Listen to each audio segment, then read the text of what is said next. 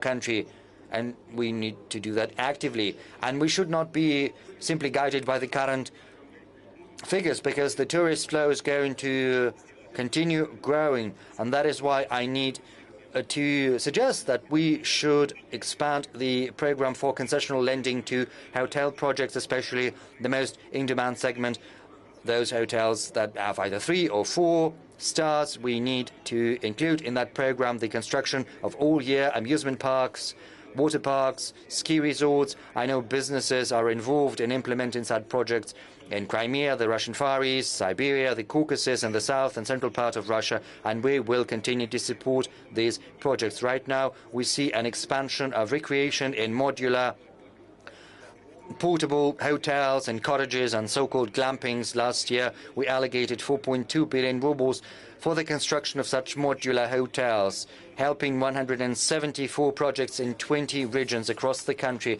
But as life has very well demonstrated, as such demand is far bigger, and investment projects have already been prepared, land plots are there, infrastructure is ready, so I suggest we should allocate an additional 11 billion rubles to support the construction of modular hotels. This will allow us to implement another 470 projects of such type with 9,000 chambers, and people will have a chance to get acquainted with our unique nature, historical and cultural legacy. The development of transportation corridors and logistics capacities of Russia will allow our business to strengthen its foreign trade ties, cooperation ties with the Eurasian Economic Union, Asia, the Middle East, Africa, and Latin America. Open economy is our most important fifth principle. Despite all the difficulties last year, we did not switch to the path of self-isolation.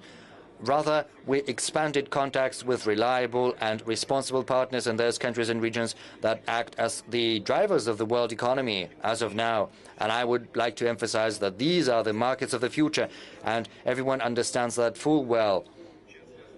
Leaders of these countries do not give in to external pressure, which is often very presumptuous. They are guided not by someone else's, but rather by their national interests. And with the countries of this type, the volume of our bilateral trade has increased by dozens of percentage points, and sometimes several-fold, and they continue to grow. And this is yet another testimony to the fact that common sense, the verve of business, objective market laws are far stronger than the current political climate, and that means that the unsightly, essentially neo-colonial international system has ceased to exist, whereas the multipolar world order is getting ever stronger. This process is inevitable. In general, last year, our trade export achieved new record highs, rising to $592 billion. One-third of that export was non-commodities and non-energy products. And what's hiding behind that figure is 6.4 million jobs, as well as 2.2 trillion rubles of tax payments to the Russian consolidated budget. I would like to point out that the supplies of our agro-industrial sector have reached new highs, rising to the tune of more than $41 billion. For 10 years in a row, Russia, unfortunately, is among the world's top 5 grain exporters, and starting from 2016, we are the world's biggest supplier of wheat. And we have grounds to believe that this year, too, our companies are going to make yet another step forward, achieving new record highs in terms of wheat exports. That said, Russia is going to take an active part in ensuring global food security, providing aid to those countries, and African countries too, that are suffering from shortages of food. From January to April, we have a surplus in our trade balance of $22.6 billion. It's a little more than the first quarter. And in 2022, the surplus of our current accounts stood at $233 billion. I would like to emphasize that these resources has to be actively employed for the benefit of Russia's economic development. We need to import cutting-edge equipment and technology, spare parts and materials. I would like to request that the government and the Bank of Russia should come up with concrete proposals on using the funds Russia's getting from high levels of export to stimulate investment, how to expand these investment into systemically important projects in infrastructure, logistics, and territorial development. These projects will allow us to expand the Russian business capacities across a wide range of sectors, raising its competitiveness, including in global markets. But of course, in these markets, Russia has not only partners but also ill-wishers who have grown accustomed to getting excess profits due to their dominant and monopolist position in the market, and they don't want other countries to have an alternative to their aircraft, vessels, medicines, banking systems, technologies, and other goods and services. But even such participants of the market do not need any rivals, and this is why they're putting spokes in our wheels, trying to contain new centers of development. As they say, they're trying to cancel them. But such attempts are only leading to Western countries canceling their own business reputation, and that is a steep price to pay. Unfortunately, they forget about that sometimes, I'm afraid. Russia has always been and will be involved in the world economy. We have drastically facilitated our foreign trade, decreasing several times the fines for the violations of currency legislation, and we removed those fines in certain types of situations, and this moratorium is going to be extended for another year, 2024 namely. During my recent meeting with the representatives of Business Russia, a business association, colleagues have raised this issue of amnesty and Forex. And I will be frank with you, this is not the approach we usually take, but it's become usual for Western counterparts to break their obligations, and this has compelled us to accommodate our business in this field. And that is why I suggest we should declare an amnesty for the businesses on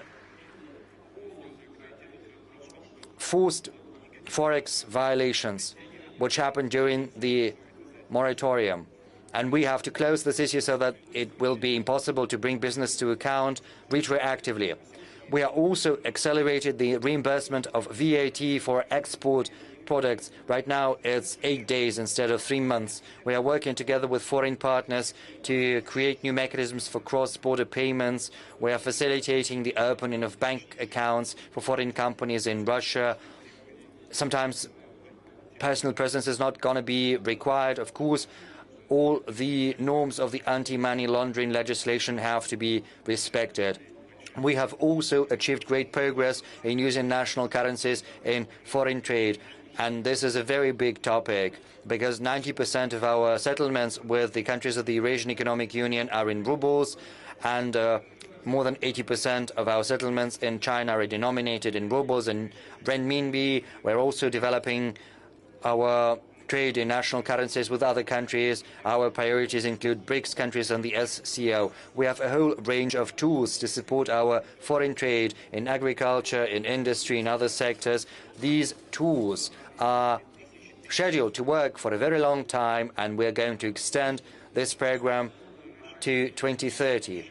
That said, we need to expand and advance and improve the instruments to support our exporters. They have to be more convenient for our businesses. Right now, our businesses are hitting new, friendly markets. But these markets are new, and they have some particulars, and this is something we've got to take note of, and we will do. We need to take concrete decisions on ensuring export supplies and on using factoring. This will be yet another help to our producers and suppliers. This will provide additional guarantees for their transactions with foreign clients. We also need to promote Russian products using e-commerce platforms because their client base is inexorably growing both in Russia and abroad. And we are not among the top economies in that regard, but we are not lagging behind either, and we've got some good prospects. So I would like to request the government to launch a range of instruments to support e-trade as soon as possible. I also want the government to analyze the efficiency of such instruments, working together with SMEs in order to improve such instruments. I would also like to tell you that we've got our own successful e-platforms. We have to help them hit the markets of China, India, Turkey. And this will be to our mutual benefit, because our products are going to be more accessible to foreign markets, whereas the Russian clients will have a bigger choice of goods and services. Distinguished colleagues, in the face of unprecedented challenges, Russia has not abandoned its principles of economic development. I said that already. By collective efforts, SMEs, entrepreneurs, big companies, government authorities, we've managed to preserve the sustainability of our economy. This is a fact, plain and simple. And we've also kept our position as an important part of the global market, ensuring the stable functioning of real industries and many enterprises. We have helped millions of Russian families keep their well-being. And our key systemic task is not just to make up for the downturn in the GDP or to replace foreign companies that have spared us their presence, nor is our task to simply sit out the fluctuations in the global economy. As I said previously, I would like to reiterate, colleagues, that the world is undergoing radical, profound, and irreversible changes. Amid these conditions, we need to forge ahead, and ahead only, which means that what we need is proactive economic policies that can be built and implemented in close cooperation with our business community and with our entrepreneurs.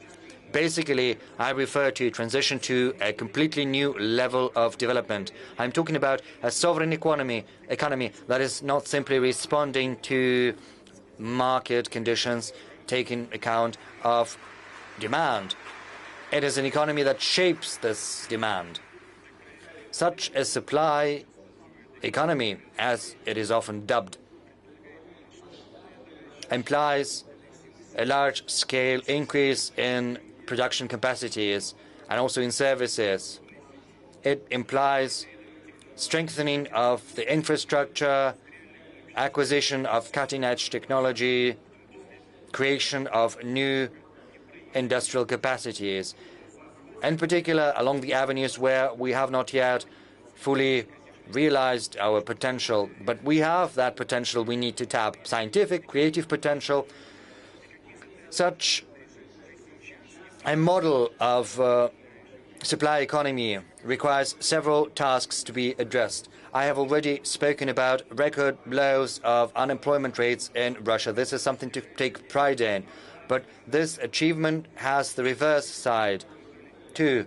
And companies represented here understand full well what I'm talking about. I'm talking about difficulties related to the recruitment of employees, to deficit of human resources, and that is why the supply economy needs to advance the structure of employment, and we've got huge reserves we need to tap into. And for that, we need to retrain our employees and workers. We have to raise the economic activity of our citizens so that people could realize their potential in promising sectors. And wherever they live, they need to find a decent job.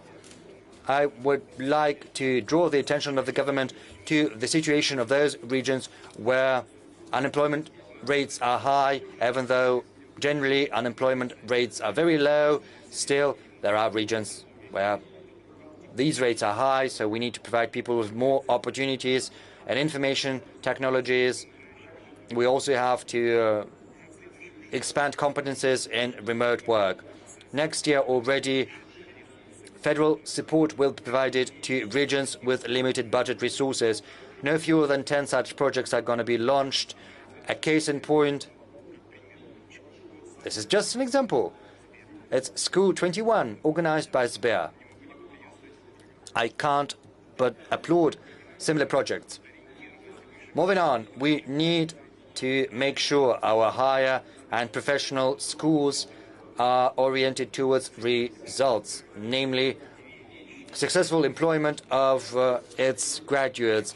And to achieve that, first we need to introduce key performance indicators for our education institutions, and the main indicator is the quality of employment for its graduates. And based on this approach, I suggest we form rankings of such education institutions. And secondly, I suggest we should draft a 5-year estimate of needs at the level of our economy, so that we could adapt flexibly to the ever-changing trends and new demands in the labor markets, and of course to our priorities in economic development. So I would like to request the government to come up with proposals on developing such an instrument as a learner's contract. This learner's contract stipulates that the employer sends the employee to retrain or to go through additional training, and instead there is a guarantee that the employee will get a better job. This is a very good stimulus. High quality is required, and we need to increase salaries and wages in order to effect high-quality changes in the labor market. On a separate note, I would like to mention such an important indicator as the minimum wages. Its indexation is continuing at an accelerated pace to boot, and we need to increase the gap between the minimum wage and the subsistence level. Starting from January the 1st, 2023, the minimum wages rose by 6.3% to 16,242 rubles. Starting from January the 1st, 2024, there's going to be another indexation by 18.5%. So starting this year, it was 6.3%. Next year, it's going to be 18.5%, which is going to be far superior to the inflation rate and to the rates of income growth in country in general. And this is going to have a positive effect on the income of 4.8 million rubles. And by 2030, minimum wages should rise in nominal terms at least twofold. This is going to be an additional impetus to increasing wages across our countries. We're also expanding measures of social support targeted to civilians, to citizens, especially families with children. And very often such benefits are tied to the income of the person. And should this income rise, albeit negligibly, then the benefits stop. So there is no incentive for the person to search for a better position or for a better salary. We need to change this situation. Government support should not be a replacement for the salary. It should be a complement. And of course, given the low unemployment rate, colleagues, this will drive people to search for jobs. We need to search for such incentives. So I suggest that the child for families with children under 18 months and the one-off child benefit should be paid regardless of whether the income of the family has increased or not.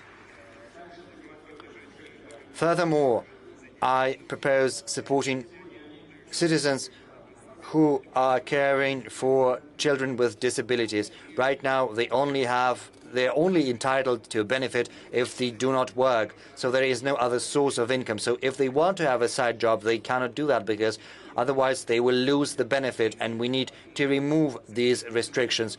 We need to keep the care benefit, all while ensuring partial employment of these citizens. And to make sure there are no discrepancies, we need to enshrine in legislation the notion of partial employment. And I would like to request the Parliament to make the necessary amendments as soon as possible.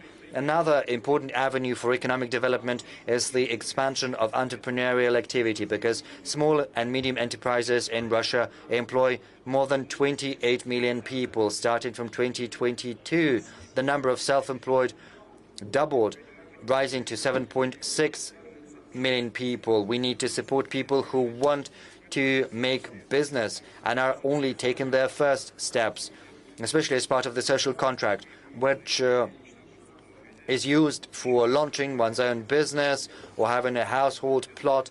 And I think it would be the right thing to do if a participant of the social contract could get additional competences based on the My Business Center.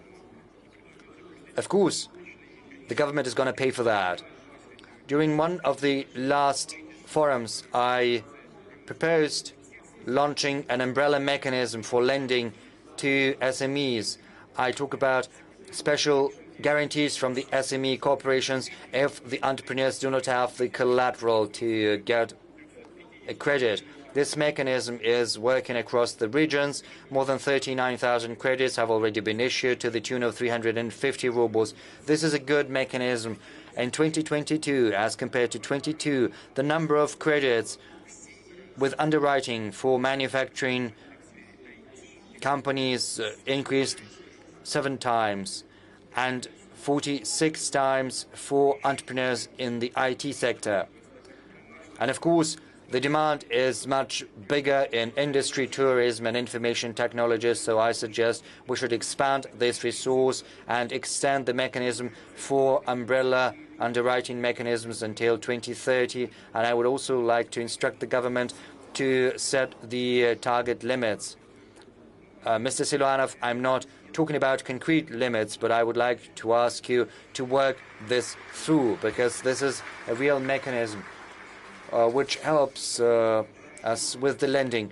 I also believe we need to expand the scope of this measure. We need to include such a category as SME Plus. These are companies that cannot be considered big, but despite certain difficulties, they've managed to grow over the recent years, but due to formal criteria, they cannot apply for government support. But they are in a very important stage of growth, and they need resources, and these companies need special measures of support. So I would like to ask the government to work these measures through. On another note, there are companies that break through from the category of small and medium enterprises, and they lose the right to concessional and preferential tax treatment. So the tax burden starts to increase unless they get preferential tax treatment as part of a program for the big business.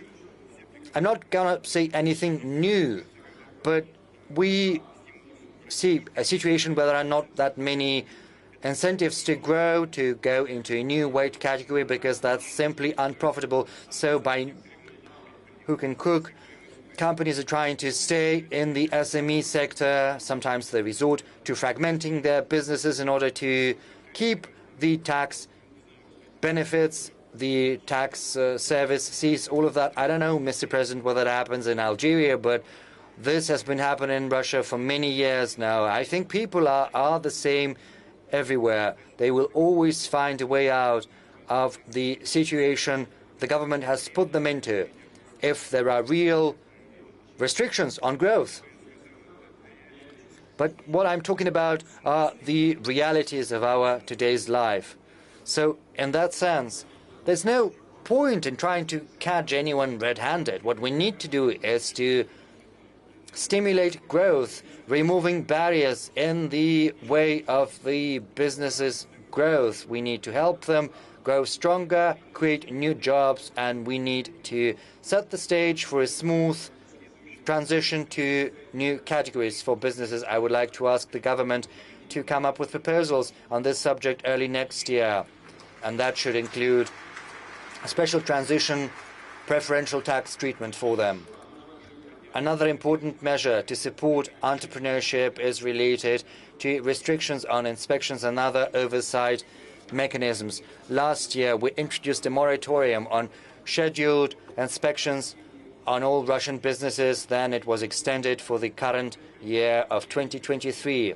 As far as entrepreneurs are concerned whose activities do not carry high risks of damages, the moratorium will be in force for them until 2030. As a result of this measure, last year, across the country, 339,000 inspections were carried out, which is by 20% less than in the COVID-19 year and 5 times less than in 2019. This is a very good indicator, but still there are some provisos, as it were.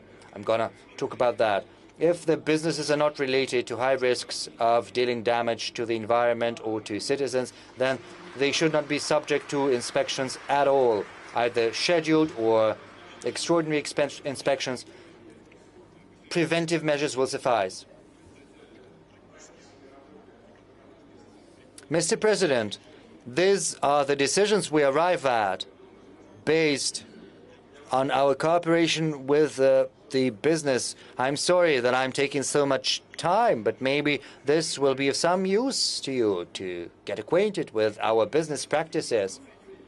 Next year, we will assess the effect of the current measures I'm proposing. But I believe that preventive measures will suffice. Whereas next year, we will continue decreasing the administrative burden on the companies. I also believe we need to keep working on such an instrument as the business climate transformation, which seeks to create a conducive environment for business people across all Russia's regions.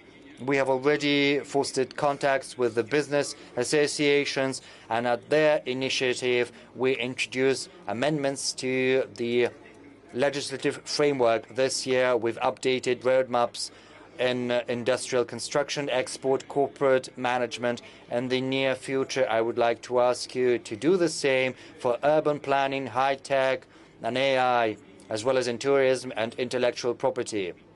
I would like to remind you that in the past, in order to assess the business environment, we used to resort to the World Bank rankings, and there were some good results there too. There is some common sense, a very good incentive that stimulates competition. Such a ranking is worth using. We shouldn't abandon this idea. But we need to have objective criteria that allow us to have a look sort of from outside to assess our progress.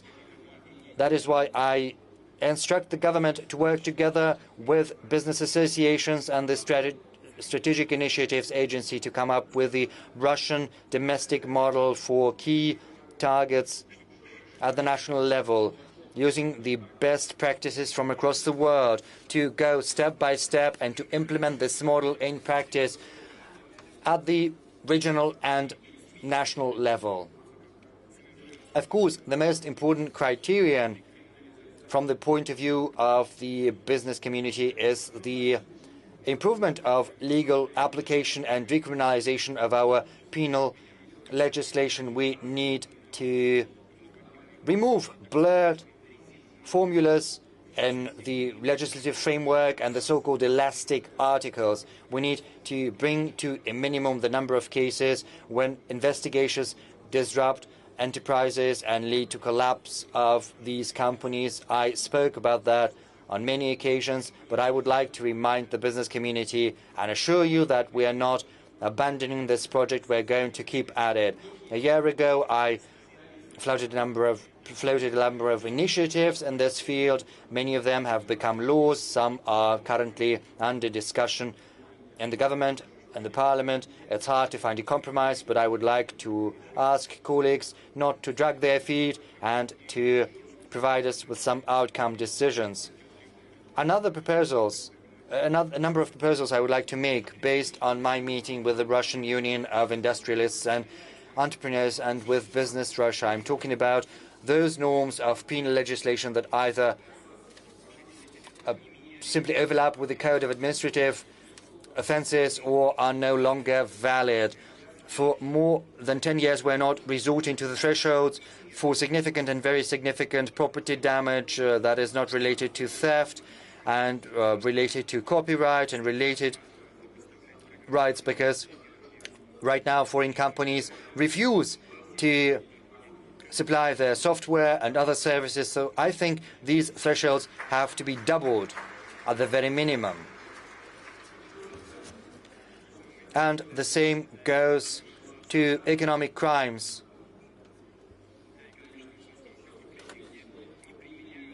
For which no imprisonment is prescribed. I'm talking about, for instance, avoiding the disclosure of information under the legislation on securities. On a particular note, I have said that the number of business inspections has decreased, but I made a reservation there, because right now business people say that instead of oversight companies, they have law enforcement agencies coming to them. There are no violations, but they still come and try to find some foul play. Sometimes this might be justified, but what we see is basically a substitution of notions, because we say there are not going to be inspections, but inspections are still very much in place. It's just they bear a different name and other people come, and this undermines the trust in the oversight mechanisms, and this affects their work. If inspections are kept, they have to be carried only by the competent bodies. So I would like to ask the government to work with the Prosecutor General's office and the Interior Ministry to enshrine this norm in our legislation and to closely follow the application of this norm. This is of the utmost importance, because otherwise there's just no point in doing what we're doing. We need to put this all on paper. As one comedian said, we have to be very careful and prudent. We have to work out through all the legal minutiae. Next, the business climate in Russia, both for emerging businesses and mature businesses, have to be globally competitive. As I said during my address to the Federal Assembly, the business and key industries and sectors and the management sectors have to be in the Russian jurisdictions. Of course, each and every business person has the indefeasible right to decide how to use the profits. This is the driver of entrepreneurial activities. This is the reason behind any business. But there are situations when money is made in Russia and then is moved to foreign accounts, and this carries obvious unacceptable risks to the Russian businesses themselves. Many business people have felt that and have this first-hand experience, because to their astonishment they saw their assets in the West frozen. And it would never have occurred to anyone in the past, because this happened in violation of all domestic and international norms. So it's just robbery, square and simple. They don't want to talk about that. This is as if we moved back to the medieval times. But there is a very good adage in our country. You have to be of good use where you were born. And that is why I appeal to the business community. Work here, invest your money here, then the profits are going to be bigger, the money is going to work actively in the country, and the economy, and the social field. It'll be for the benefit of our citizens. This will be a very good use to your country, and moreover, it's going to be more reliable. Right now, There are many Russian assets registered to foreign companies. The owners are Russian citizens, and they want to get back to the Russian jurisdiction. And it is for their benefit that we have launched 2 special administrative areas in Primorsky Krai and in Kaliningrad region. Here, the companies can protect their assets, keep the usual system of corporate management, and they can also resort to a number of tax preferences.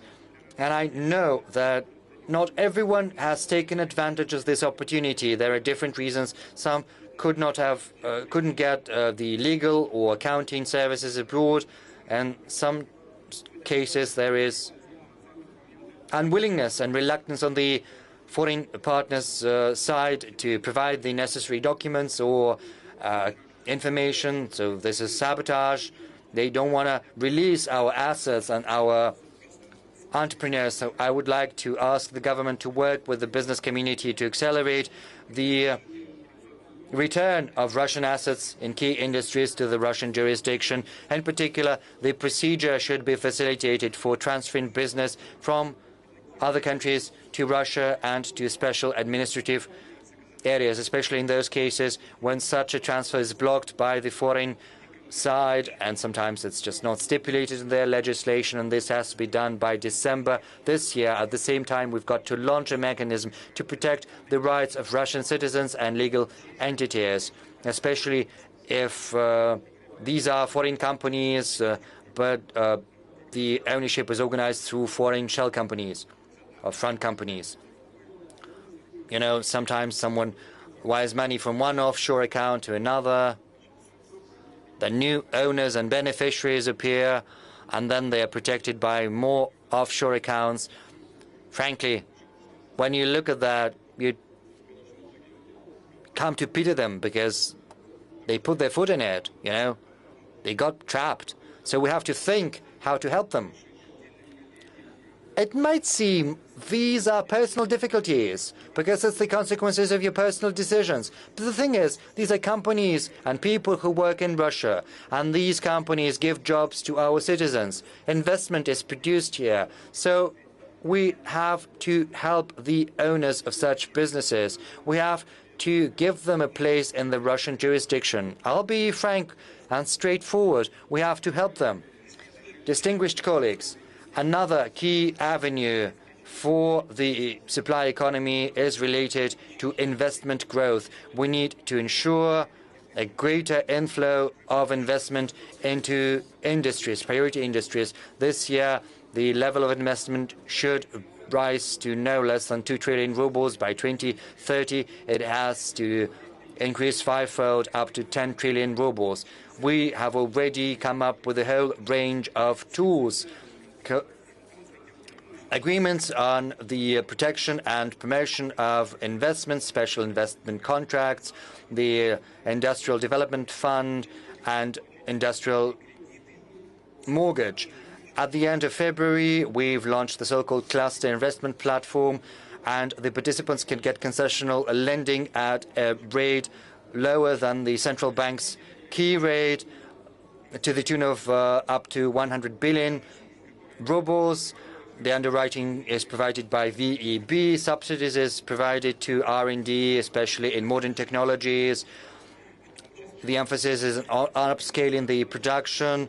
In 3 years, last year there were 160 such projects with a special emphasis on chemistry, LNG and hydrogen energy. Of course, we do not need to produce all goods and all services in country because it's impossible for any country in the world, nor is it our goal. We need to have our own solutions, however, in critically important areas. We need to build reliable cooperation networks and technological partners. We look forward to working together with colleagues from friendly countries, with partners from the Eurasian Economic Union, BRICS, SCO, and other associations, and we have to provide a better financial basis for private investment projects. We have to make these resources more available to businesses. We've already launched the project Financing Factory. It's currently helping 26 projects to the tune of 1.8 trillion rubles. They include the construction of a mining and metal plant in Zabaikalsky Krai, a coal port in Primorsky Krai, fertilizers fertilizer plants in the northeast and the Far East, modernization of airports and energy facilities. Another 7 projects have been approved to the tune of 345 billion rubles. This is an instrument that is in demand. And we need to launch new tools to help the technological sovereignty of Russia. The government has already adopted the decisions to that end.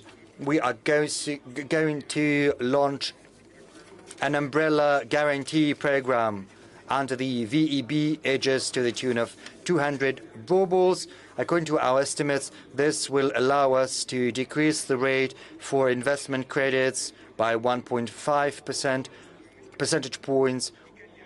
And if a project is chosen by the factory, then it automatically gets underwriting from VEB. And we need to tap into the potential of the Russian stock exchange. At a recent meeting with the Russian Business Russia, we agreed to send bonds that give you a title to share in the revenues of the company, and they can have different maturities, sometimes indefinite maturities. The central bank and the government, I hope, will swiftly implement this idea, and we need to attract shareholder capital. With the participation of VEB, we'll launch a special instrument, and VEB is going to assume a huge part of the risks. At the earliest stages of the program, it's going to be 200 billion rubles, but even that volume alone will help us unblock investment to the tune of more 2 trillion rubles, and we shouldn't drag our feet. The first projects should be launched as early as this summer. Now, as for the circulation of corporate shares in our market, as I said during my address, we support the IPOs for high-tech businesses. Right now, the government is working on tax preferences for the issuers and purchasers of such securities. But in order to give an additional impetus to our shares market, we made a special decision, which is related to a situation when foreign owners are selling Russian assets. In such case, part of the shares of the company whose owner is changed should flow into the Russian stock exchange, and we need to create incentives for additional inflow of money to our capital markets. The long-term savings of our citizens can be a very good source of such money, and these need our support, and especially under the insurance system for voluntary pension accumulations, because the government guarantees the return of a sum of up to 2,800,000 rubles, and we need to make sure that our citizens can get money inside the country. We know that sometimes our money, Russian money, was in suspense abroad. In Moscow, in St. Petersburg, investors can get not just a land plot, but also all the necessary communications, as well as a full package of tax rebates and preferences, but that only concerns capitals and a number of big regions. Some regions in Russia simply do not have this opportunity because their budget is very much limited and they need support. We need to develop the infrastructure at an accelerated rate, and they need to get support through the so-called infrastructure menu. A special emphasis should be made on budgets, on regions with small budgets. We need to provide our regions with equal opportunities for providing preferences to new projects. What I'm talking about, I am going to give an explanation right now. To stimulate new business initiatives, some federation subjects, some constituent bodies of Russia can introduce an investment tax rebate. But the thing is, so far the mechanism has not been tested properly, and not all budget of our regions can afford to defer payments for the sake of future payments. And that is why we need to recalibrate this tax rebate and make sure it helps reinforce the technological sovereignty of our country, primarily in regions with smaller budget capacities. I would like to ask the government to work this issue through with the Commission of the State Council of Investment and the business circles to relaunch the mechanism next year with updated parameters. We need to provide long-term budget credits on concessional basis to the regions. We know the risks involved. There can be an overload and also excessive credit burden. This will all need to be carefully thought through. Let me reiterate that we need to take into account the interests of business development. At the same time, we've got to strike a balance with regional budgets. Regional management teams play a leading role in setting up a modern business environment. As is tradition, I would like to speak about the regions that have made the greatest headway in the national investment climate ranking. 60 regions have got upwards in the ranking. The best dynamics have been demonstrated by the Chechen Republic, Rostov, Saratov, Kostroma regions, Yamalo-Nenetsky Autonomous District, as well as Zabaikalsky Krai. Congratulations are in order to my colleagues. I wish them further success. Another avenue of the supply economy is raising the efficiency of the real sector and the services, raising labor productivity in Russia through removing bottlenecks, eliminating bottlenecks. All of that can be described by the term lean production. Starting from 2019, we have been implementing the labor productivity national project that encompasses around 6,000 enterprises. More than 88,000 employees have already learned new methods of work. This is already producing some good results in defense industry in particular. It helps us improve the output of weapons and military equipment. Lean production is gaining momentum, not just in the basic sectors of the economy, but in social sphere, and we need to use the Federal Competences Center to that end. Its mandate has to be expanded. Another avenue is automation and AI.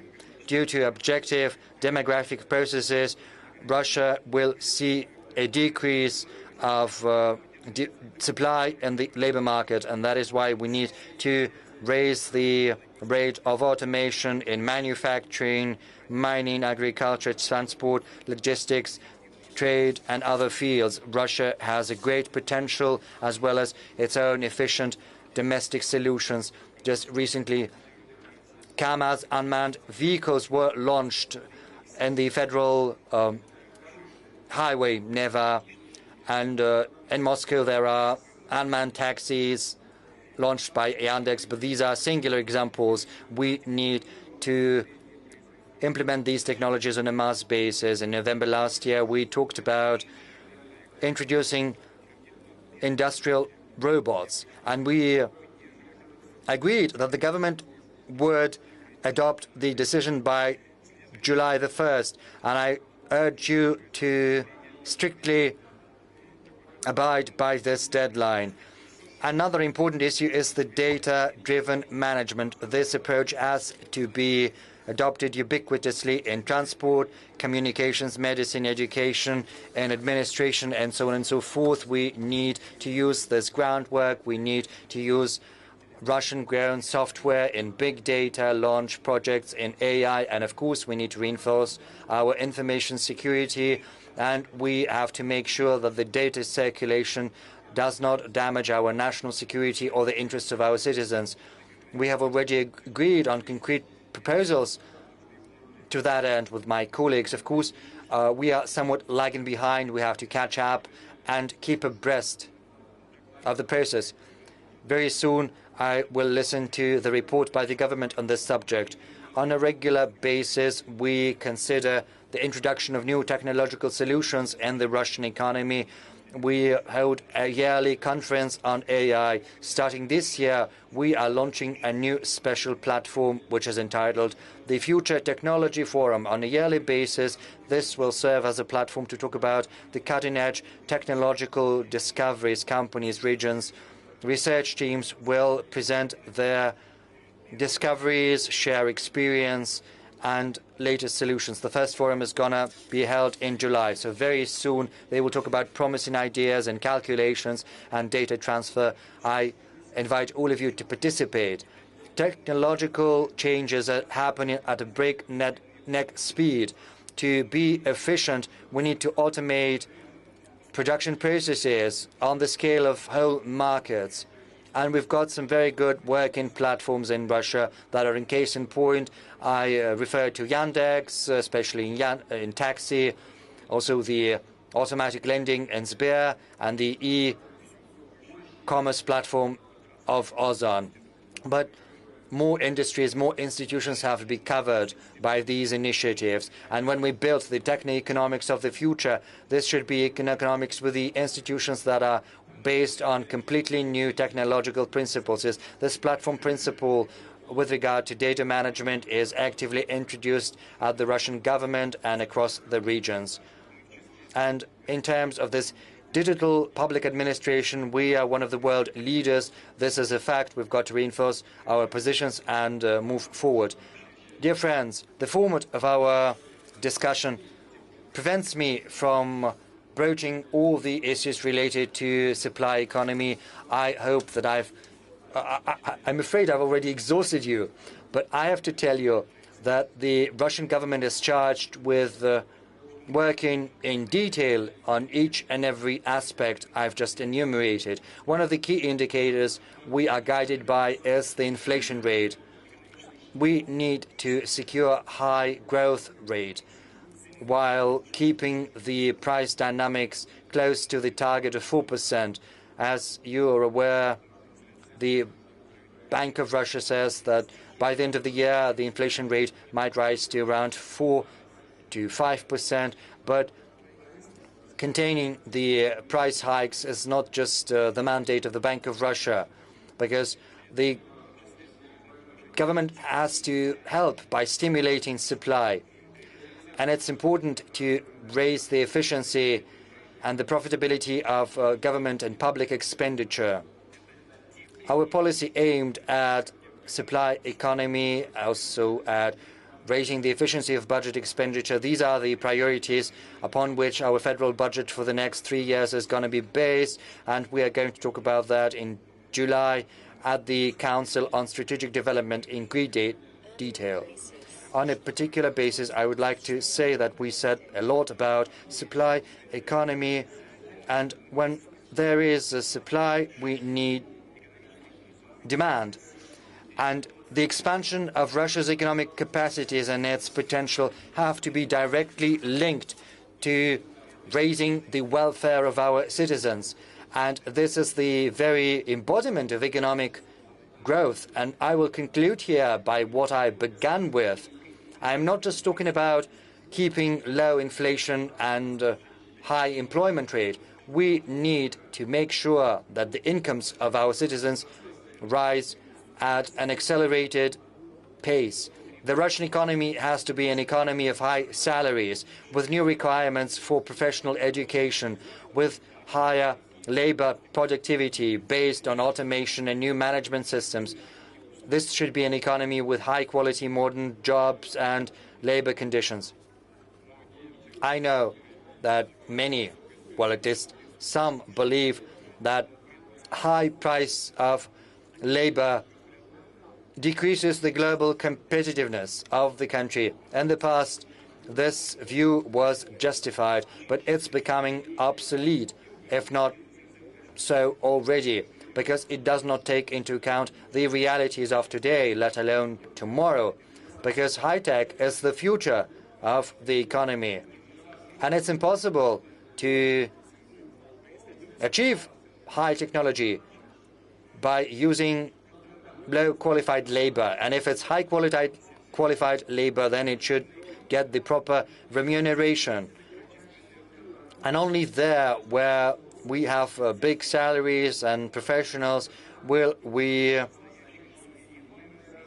achieve high-quality products, and this will allow us to achieve sovereign equality and also technological economic leadership. The government is accommodating the business, helping it address the most urgent problems with logistics and so on and so forth. And we hope that the business will reciprocate and show social responsibility. I will say what I said recently at the Congress of the Russian Union of Industrialists and Entrepreneurs, and at the meeting with the Business Russia.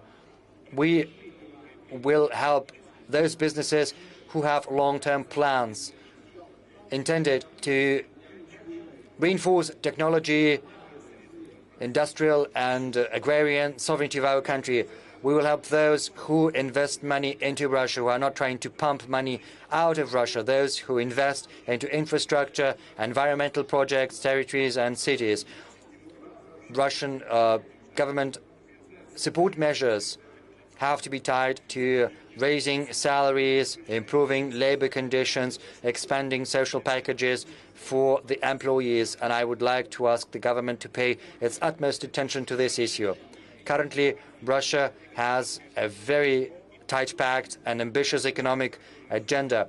The difficulties and problems we are encountering are but an impetus to all of us to move faster and achieve a high quality of transformation. We need to improve the quality of life and the welfare of our citizens, and we will certainly improve the sovereignty of our country in all spheres. And we are open to a partnership on an equal footing with all countries, with all those who, just as Russia, cherishes their national interests and who is ready to set their own future course. Thank you very much. Thank you for your patience. Thank you.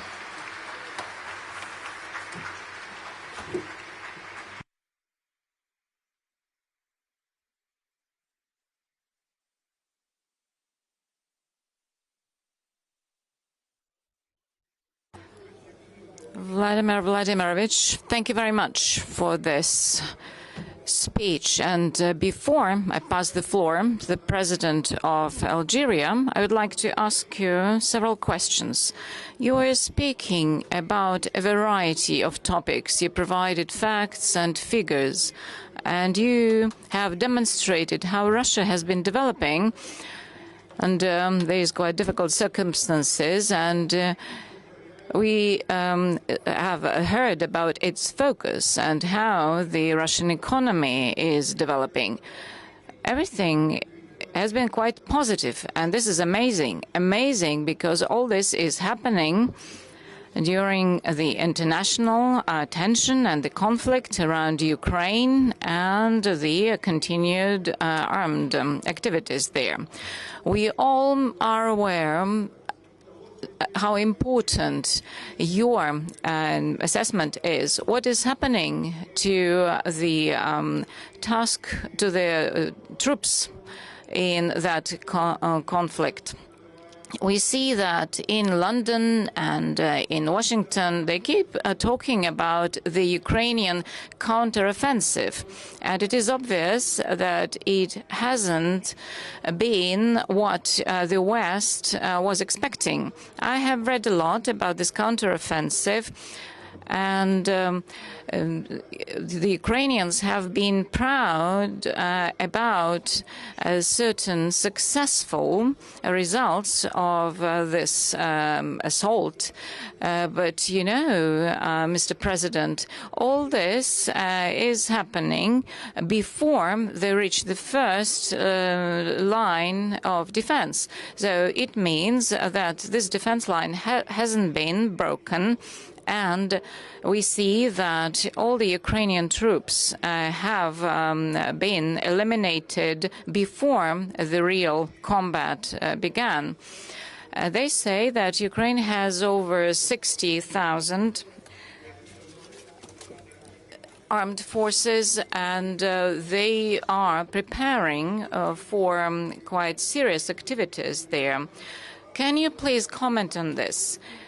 You demonstrated that you remain optimistic how Russia will deal with the situation, but can you please share your vision with us? Recently, I had a meeting with military correspondents and journalists, and there was a similar question at that meeting. And I said that the war in Ukraine, in southeast of Ukraine, was begun by the Ukrainian regime with the support of their sponsors in the West in 2014. And everybody tries to keep silence about it. But I have to remind them about it, because aviation and tanks were used against the Donbass. So this is a war, and it has lasted for almost 9 years. And then the so-called partners and counter-partners, they rejected the peaceful settlement of this conflict. And all this forced us to use armed forces in an attempt to stop this war. And if anyone tries to transfer all this to us and say that we are to blame, but we all are aware where and when it began, we were not pulling their nose. They didn't want to do anything, and they acknowledged this quite recently. And as for the Ukrainian authorities and the Europeans, they were speaking about it quite openly and publicly. So we were forced to use our armed forces, and we had to recognize the independence of the Donetsk and Lugansk republics, and they were accepted to Russia. And then we had to support them with military measures. This was number one. And secondly, we see that the Western countries, they take all these drastic measures for Russia to be defeated over there in the military operation, and they do everything they can for this. We have set up certain goals, and we would like to demilitarize and to denazify these areas. As for demilitarization, have a look. Ukraine will stop using their own vehicles and equipment. Everything they are using these days, all this has been brought to this country from abroad. Well, you won't last on this for long. And our defense industry has been expanding every day. And it is a 2.7-fold increase of defense products. This is the increase during this year. And for the products that are most high in demand, there's a 10-fold increase. And all these factories and plants, they have 2-3 shifts, so they work 24/7. And all this shows to us that we have these reserves and we are quite strong. So as for this counteroffensive you mentioned, it's not exactly so. In some areas, the Ukrainian troops, they do reach the first line of defense. They are using their strategic resources. And it consists of several parts. First means to break this defense line. Then they need to move forward. They need to settle in this territory. But they never reached any results with this. And their losses are very high. It is even more than 1 to 10 if we compare it with the Russian losses, the Russian army losses. As for the vehicles and equipment, we see that there are more and more of them getting lost, and it is 186 tanks. This is what they have lost. if I'm not mistaken, 186 and 417 of various armed vehicles. I'm not speaking about people, so the Defense Ministry should provide you with the statistics. So we see that there are no successes in any of the areas. So this is what we hear from the reports from the Defense Ministry. And right now we are meeting here, and near Bremen right now there is an assault, and the enemy tries to attack, and there's several detachments, and there's 5 tanks involved, and it is in near Zaporozhye. There are 2 tanks and several armed vehicles. As for the first line, this so they have lost already several tanks, and they are fighting right now, right at this moment. And I believe that the Ukrainian army, they have no chances here. This is true about all other areas and directions they are moving in. Thank you. It is good that maybe none of your statements about Ukraine makes the West so angry when you say that there are Nazi forces which are quite strong in Ukraine. They keep saying in response, what are you talking about? What Nazi troops? President Zelensky is a Jew, and he is a president-elect. And so they speak about everything good coming from the West against everything bad in Russia. So what can you say to these Western voices? I have lots of friends who are Jews, and they keep saying Vladimir Zelensky is not a Jew. He is a disgrace for the Jewish people. And it's not a joke. There's no irony in this. Because if we look at the heroes they refer to, heroes of Ukraine, we see there are neo-Nazis, followers of Hitler. The Holocaust is a time when 6 million Jews were exterminated, and 1.5 million people were killed in Ukraine. And there were Bandera troops killing Ukrainian Jews and Ukrainian people.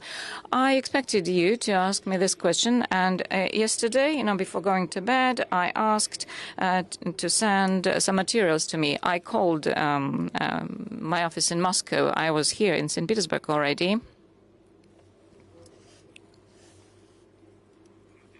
Have a look. Yaroslav Stenko, head of the Bandera faction, 1939. Moscow and Judaism are the strongest enemies, and I insist on killing all the Jews, and we need to use German methods of dealing with the Jews. Another person. This is the 10th of July, 1941, and this is the so-called Lviv massacre, and his name is Stepan Linkovsky. He was saying, as for the Jews, all methods are appropriate that will lead to their total elimination and extermination. What is this? I was reading the records of an interview of some guy from the Bandera army, and he was saying that they took one Jewish family for killing. And, I couldn't even read that. They were tears in my eyes. Okay, so there was a disabled man and his wife and 2 kids of 11 and 7 years old, 2 girls, and they just shot them, and they were taking this family, and this disabled man, he realized what was happening, and he was crying, embracing his dog.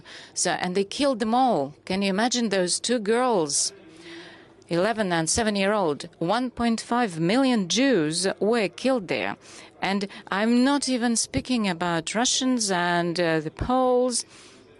And they actually haven't forgotten what was happening in Ukraine. Okay, the Polish people, okay, so they have their own goals. Okay, they want to return the Western Ukraine, and probably they will reach this goal. But we're speaking about the Holocaust. How can we say, how can we neglect all this?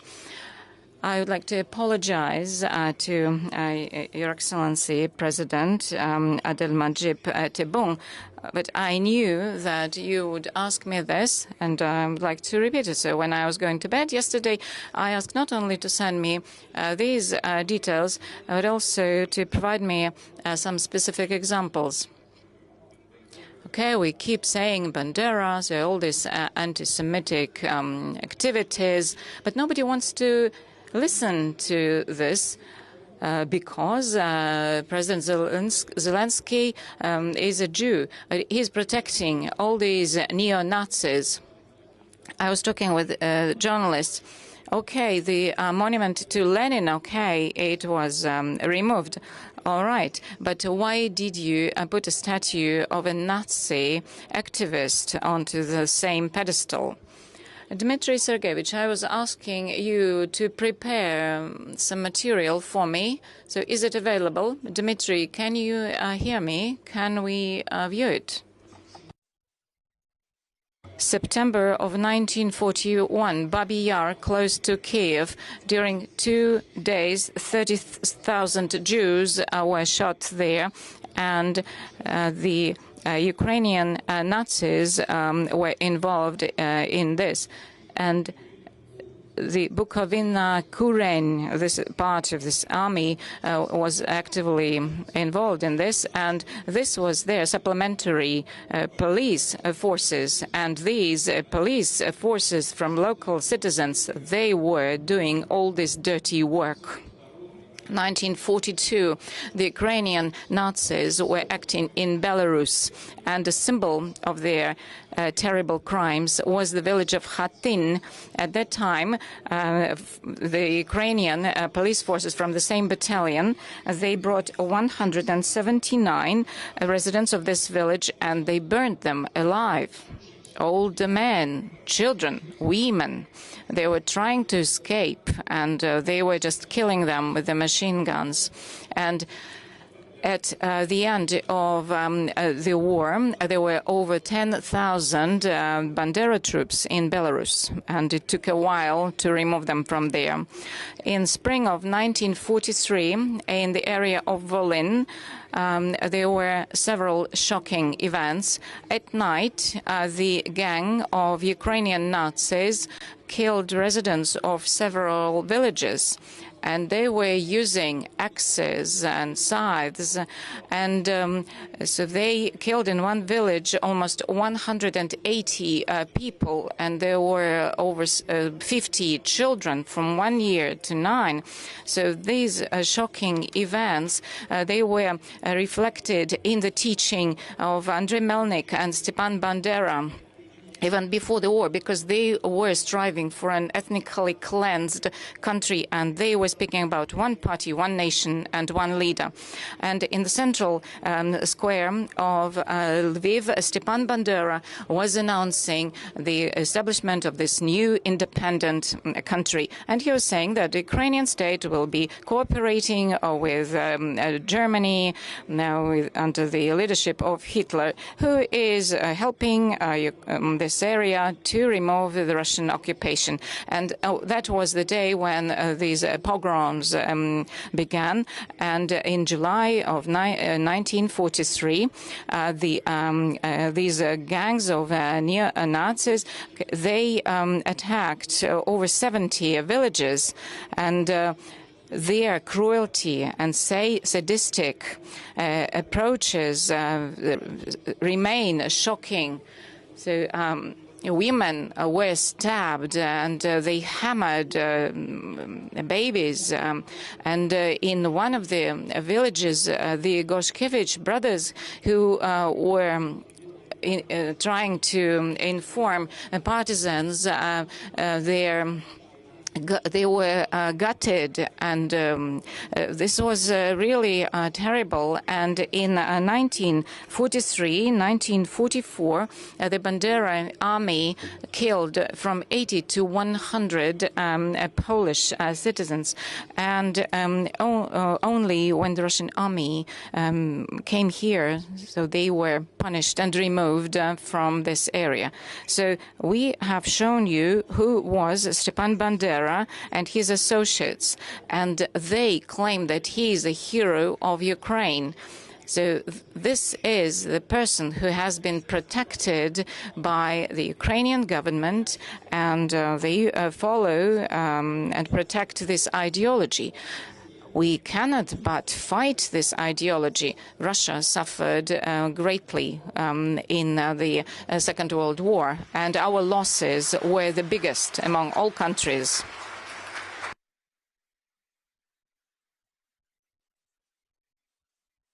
And in Israel, have a look what the regular people write in the Russian language.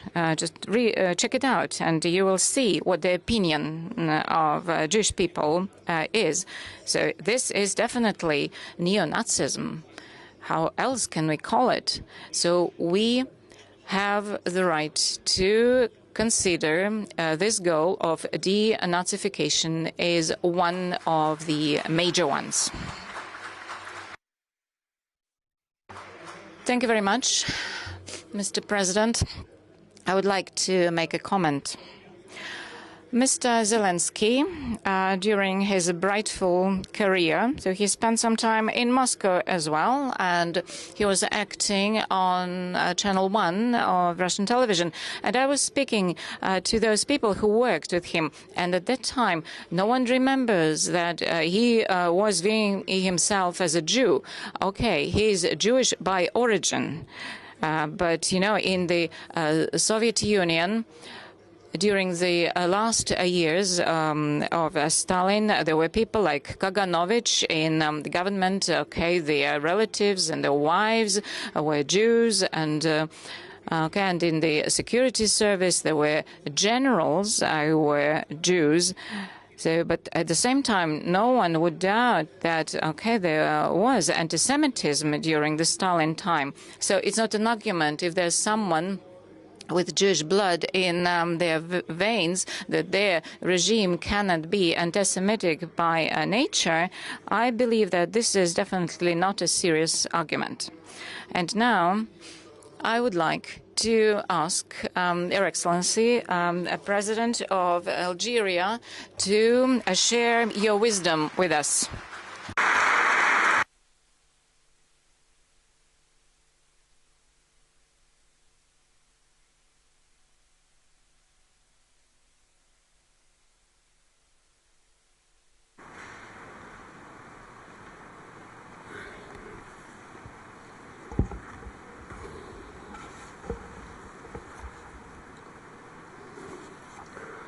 In the name of Allah, the Merciful, first and foremost, I would like to thank you, Your Excellency, President Putin,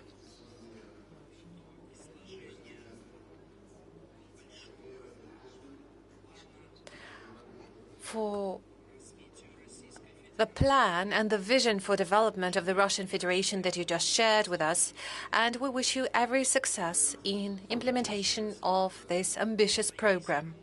As for my country, Algeria, I'd like to start by saying, distinguished Mr. President, Your Excellency, President Putin,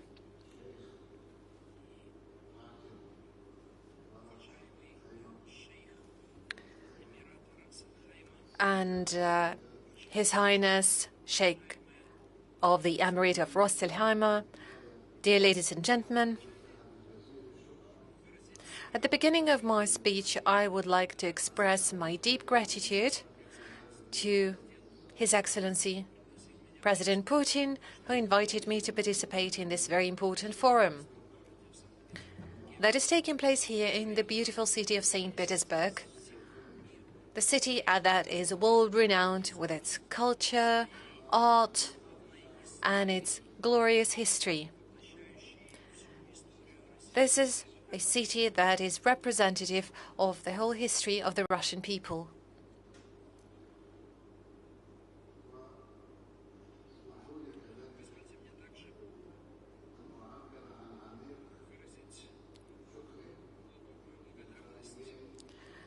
I also would like to express my deep gratitude to the organizers of this forum,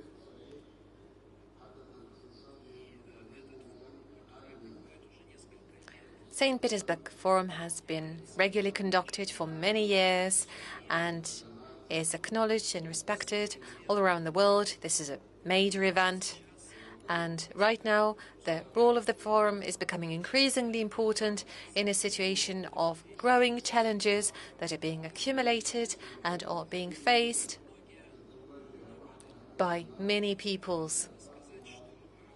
And I have to say that one country alone can never contradict and withstand all those challenges.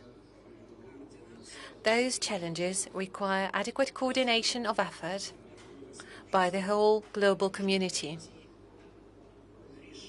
And in order to find solutions to those problems that the humanity is facing today, Russia is playing a vital role in reducing the acuteness of current crises.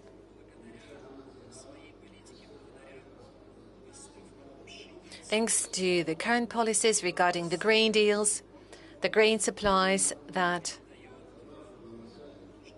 are taking place right now, and where grain is being delivered to the most needy countries in the world. That also includes the efforts to develop cooperation and partnerships with various countries, and first and foremost with the poorer countries. Russia is offering help and assistance to them because those are the countries that suffer most from the current crisis. Dear ladies and gentlemen, cooperation between Algeria and Russia is not limited to trade only. It includes active exchange in the area of agriculture and agricultural produce. That is also cooperation on political level. That includes political consultations between our two countries. And this is where Russia is playing a vital role in various associations of countries that are gas producing, that is such associations as Gas Exporting Countries Forum. And just yesterday, I had a meeting with President Putin where we discussed the problem of development of our strategic relations, and we worked to elevate those relations to a level that would reflect the level of interest that we have. Ladies and gentlemen, Algeria is going through an important stage of its development. This is where we are focused on multifaceted development of our economy. And right now, Algeria is turning into a very important stream of investment.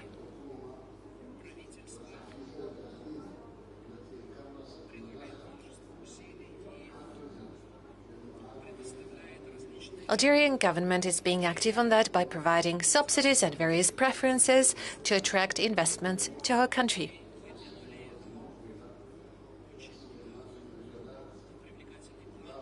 We prepared a very appealing plan to facilitate development of agriculture, energy sector, and various sectors of industry, including agricultural produce development, processing industry, and many more. We invest a lot in development of green energy. We are also aiming to preserve nature. We are willing to counteract the climate change and make our contribution to the resolution of this problem.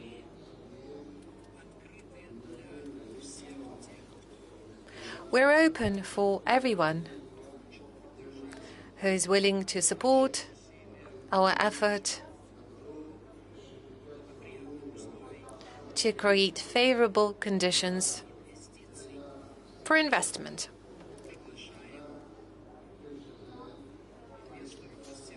And we're willing to invite investors from all around the world, including Russia, to invest in Algeria.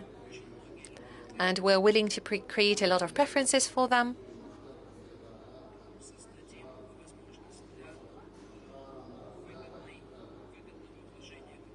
And we will create abundant opportunities for effective investments and profitable investments. I also wanted to name just a few recent achievements of Algeria. Just some numbers.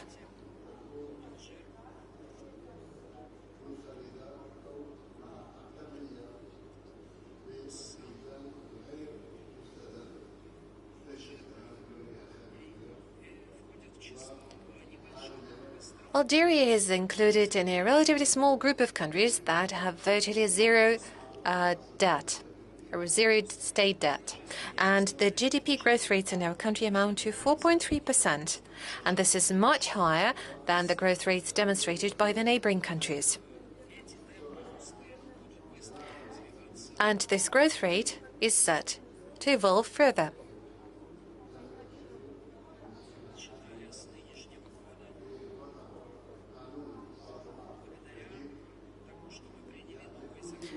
Starting from this year onwards, while we adopted a new law on investments, according to this law, there would be specific subsidies and preferences provided for investors. There are also specific clauses on investors' protection, and this is the logic that we were guided by from the very beginning of foundation of our country, of our state.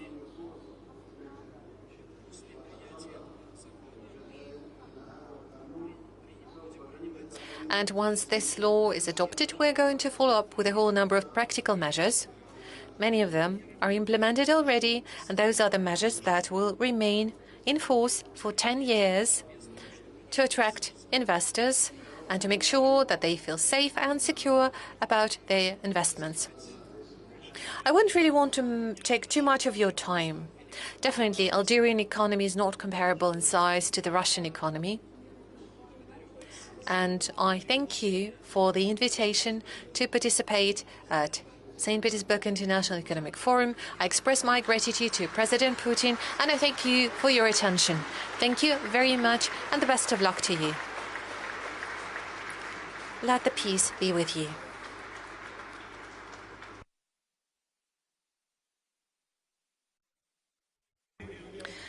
Mr. President, thank you very much for telling us more about the investment politics of your country.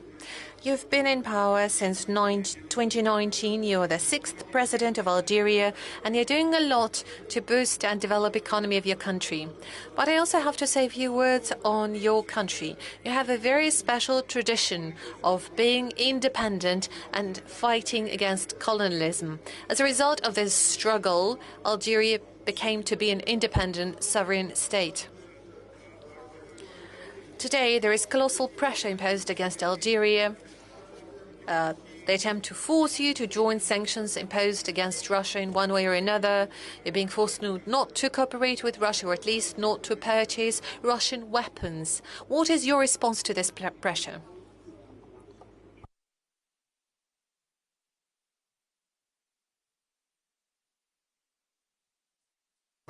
Apologies. Well, I would respond to this question with one word. Well, Algerians are born free and will stay free.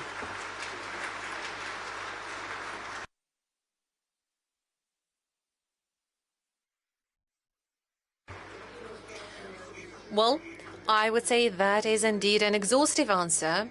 It speaks for itself. But if I may, I also wanted to ask you about your energy policy. What are the specific energy projects that are going on right now in Algeria that you would consider to be attractive for foreign investors?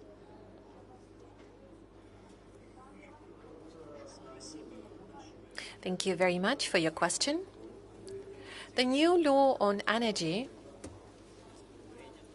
was adopted in Algeria. This is also a law regulating the exploration works, and this is the law providing all the necessary guarantees for those companies that decide to operate in Algeria. That includes, among others, Gazprom and a number of other foreign companies. We provide them with abundant guarantees to make sure that they can bring their capital to the country and get dividends, and of course we are always welcoming all of them.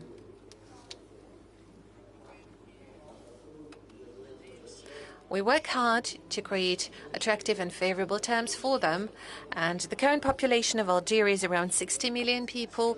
The majority of the population are young people, and we need to provide for a bright future for all these people. And the current demographic growth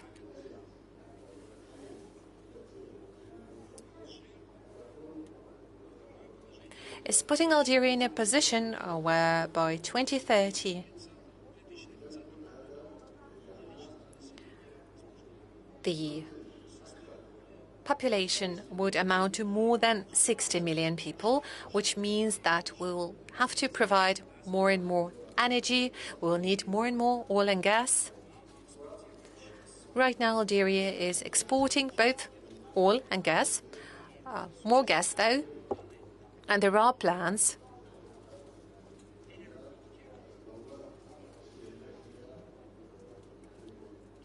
to create more processing capabilities and facilities in the country. We are also working actively to produce petrochemical products so that we could export not just crude oil, but petrochemical products. And apart from that, Algeria is consuming about half of all the gas that it produces.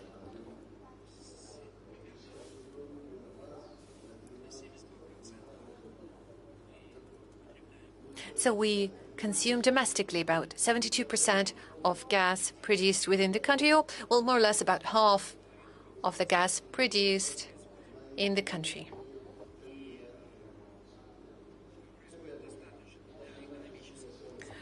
The current production levels are enough to ensure economic growth. And as it was mentioned earlier by President Putin,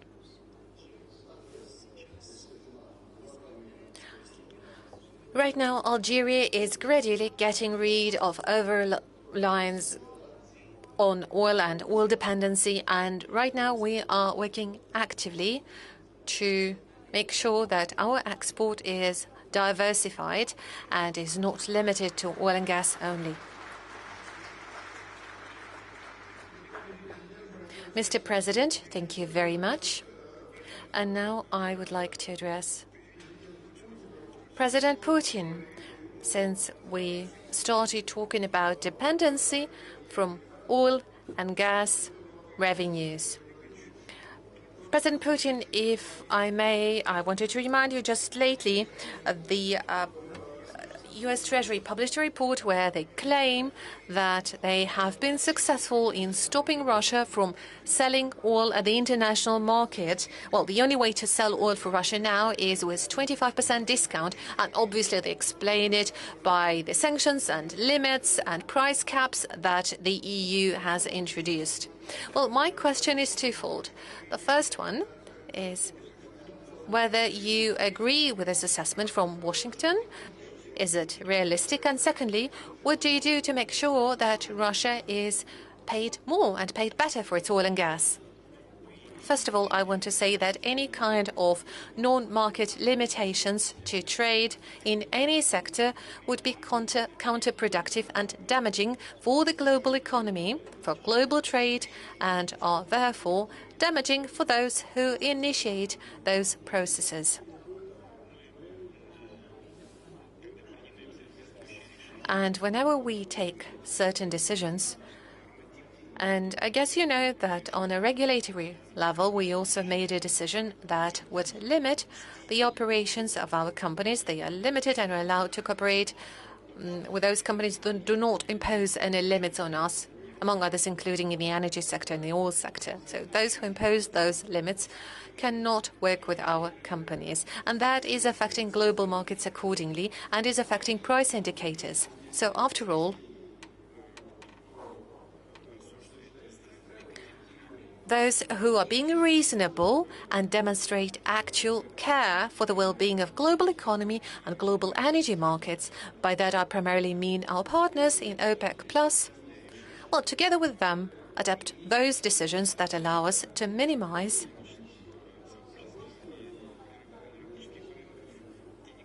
the negative consequences for the global energy community and global energy markets.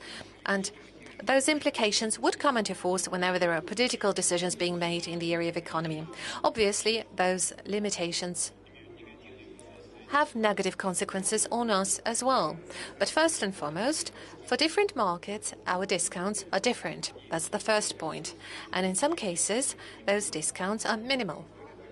Secondly, like I said earlier, all of those discounts are affecting global pricing situation in one way or another, and generally it remains on a level that is quite satisfactory for us. The output levels are growing, and we are also quite okay with it. The domestic output, the sales volumes are decent.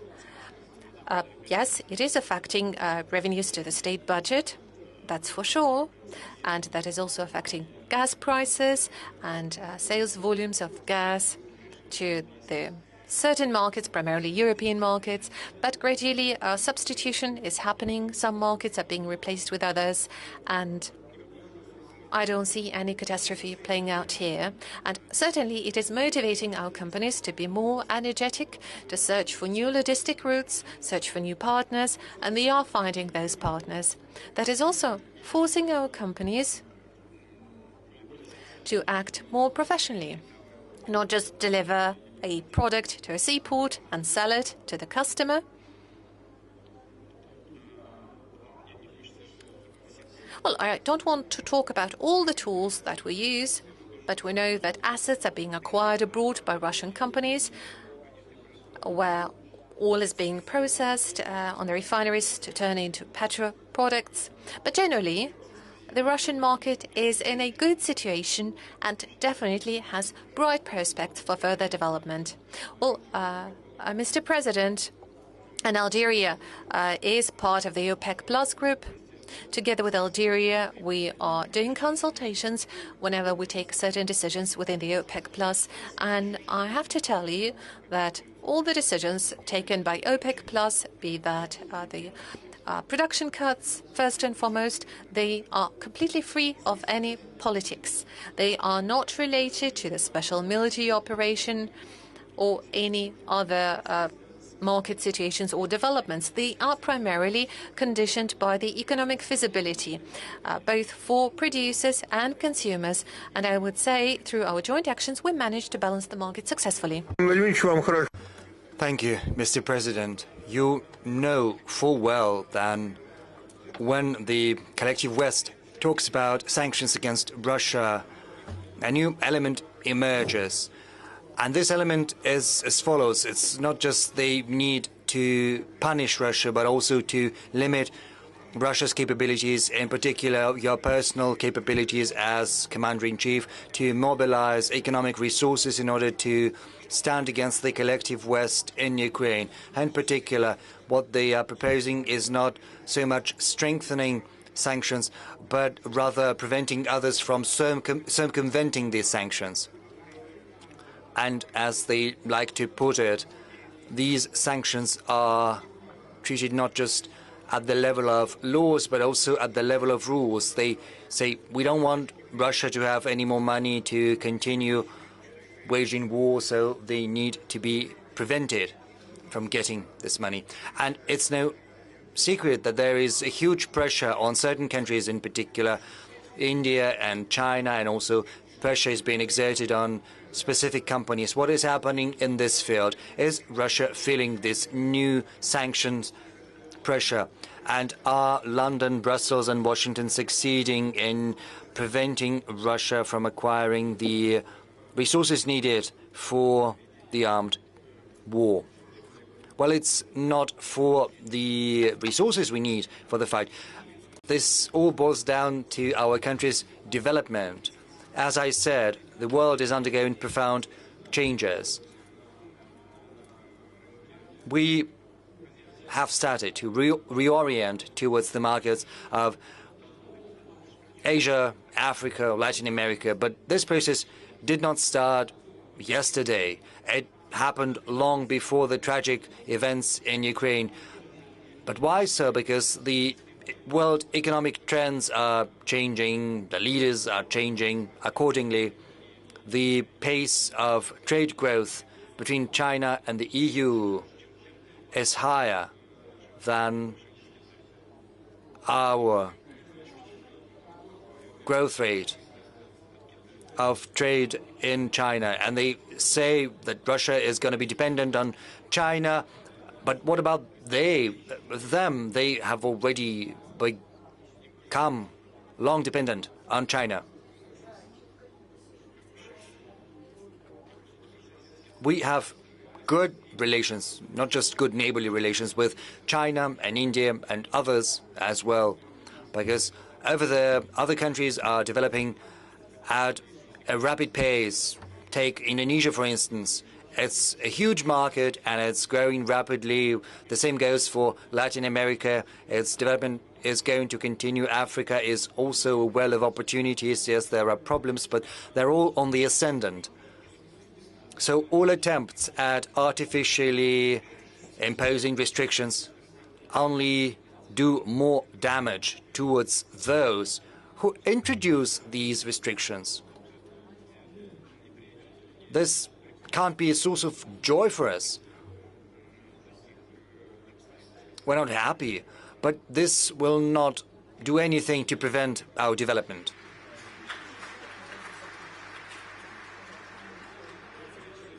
I cited some figures, didn't I? Our trade is growing.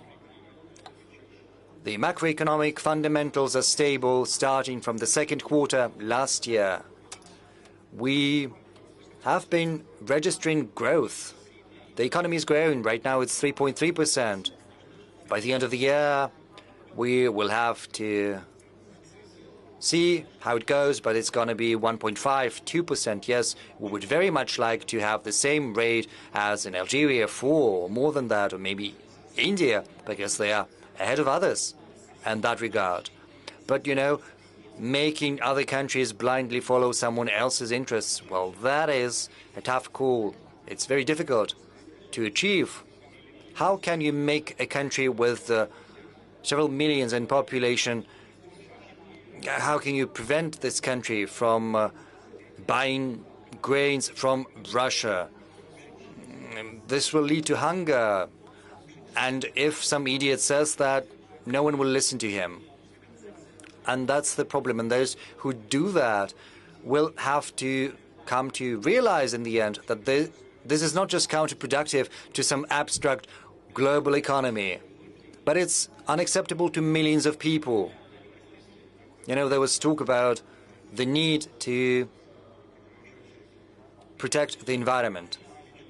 But Europe has seen a sharp increase in coal-based electricity generation.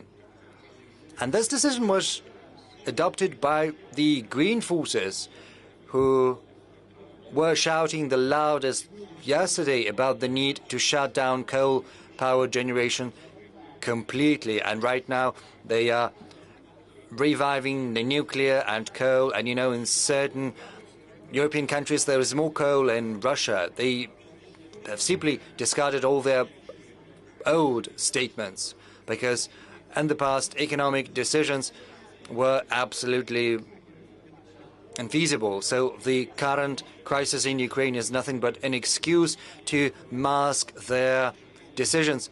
The mistakes they made in finance, in economy, they are the ones who led to a sharp increase in inflation, because they recklessly funneled millions and trillions into their economy. I think it's 5 trillion euro in Europe, 9 trillion euro dollars in the US, and they are the ones who have led to the spike in inflation, and they are trying to lay the blame on Russia right now, but they're not going to succeed.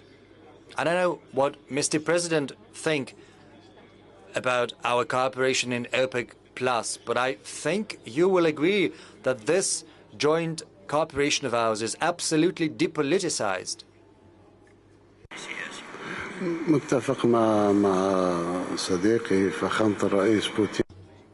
I fully agree with a great friend of mine, Vladimir Putin. All of us in our economic activities understand full well that there are attempts to politicize economic decisions, but the economy should not be politicized. So, if you don't mind, I will add something as a follow-up to what you have just said. What we are witnessing currently is a new cold, undeclared economic war. It's not natural in its basic sense, because there is a difference between what was happening back in the early 1950s and what we're currently witnessing. The thing is, the needs have changed, and there are a few countries that produce as much grain as your country, and no one can throw you off your course in agriculture, in agricultural supplies and supplies of wheat. And I do hope that people who come up with these absurd initiatives will get back to their senses and they will pursue a normal economic policy. So, Dmitry, just a couple of words to add. Indeed, making countries blindly follow the requirements of certain unfriendly countries that are fighting Russia for decades on a systemic basis is impossible, because the tools they resort to, well, suffice it to remember the violent events in the Russian Caucasus in the 90s and early noughties. Everyone was casting curses against Al-Qaeda, but when Al-Qaeda fought against us in the Caucasus, they forgot about those curses. If you can use something to fight Russia, well, this instrument is going to be given full use, as they're using Nazis, neo-Nazis in Ukraine. They forgot about them being neo-Nazis. Not a single word is uttered about that. They put a certain person at the head as a figurehead for this Nazi camarilla. We just looked at this video when you see Bandera under a Nazi flag and people are killed. Do you think anyone will see that video there? No, they won't, because there is a full information blockade. They use this mechanism against us, as they're using the energy tools to fight us. They're using the food factor, the financial tools. But let me reiterate, the world is changing, and changing rapidly too.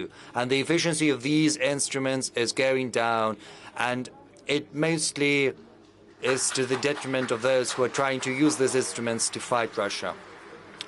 As far as tools go, tools are not only used against Russia. They are ascribing the use of a very interesting instrument against the U.S. to you.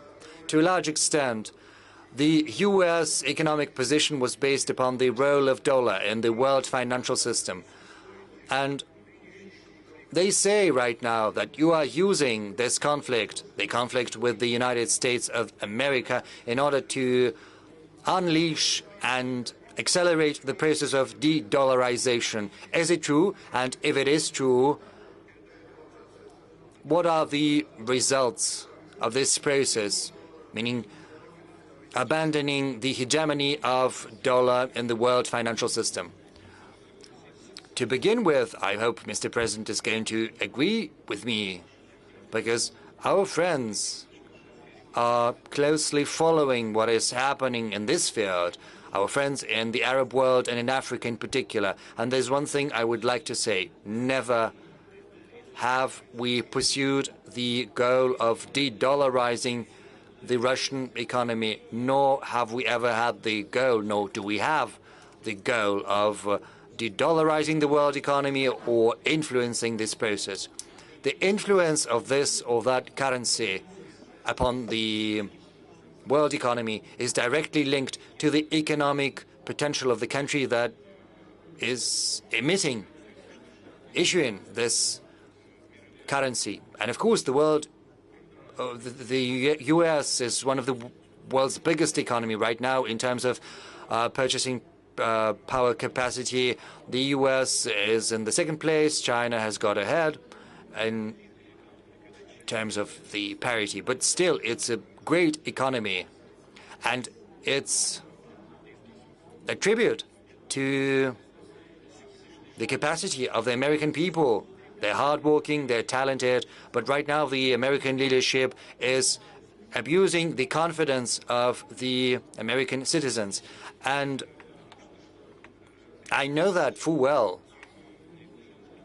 And I say that with confidence because I think by pursuing short-term political goals, which might very well be wrong from the point of view of the U.S. itself, they are undermining their world dominance, in particular in the world financial system. Because by using dollar as a tool for warfare, basically, they sow doubts with regard to the reliability of the dollar as a means of accumulation of money, as a reserve currency, and also as a settlement means. Right now, big economies are closely reducing the share of dollar reserves, and the settlements carried out in US dollars are also decreasing, and the same goes for euros. But settlements in national currencies, in renminbi, and some currencies of the Arab countries are increasing, regardless of what's happening in Europe. We see that Latin America is coming up with ideas and projects of setting up a single currency, and it's no coincidence that for quite some time there's been talk in the Arab world about setting up a single currency, and the same goes for Asia. We see an increase in the share of settlements carried out in renminbi. The leading oil powers in the Arab world say that they are willing to use renminbi in settlements for oil supplies. And we've got nothing to do with that. But if there are new stock exchanges, in particular oil and gas exchanges, will begin to appear, then this will spell the doom, the end for the dollar. And they're doing that themselves, because the current political elites are abusing the confidence of the American citizens, and they are leading to the negative consequences I've just talked about. This brings me to another thought related to another question. You dealt with such Western leaders as President Chirac, as Chancellor Schröder, as Prime Minister Berlusconi. I'm under the impression that when you look at the current leaders of European countries and maybe the US as well, you see that you have to deal with people of a different caliber.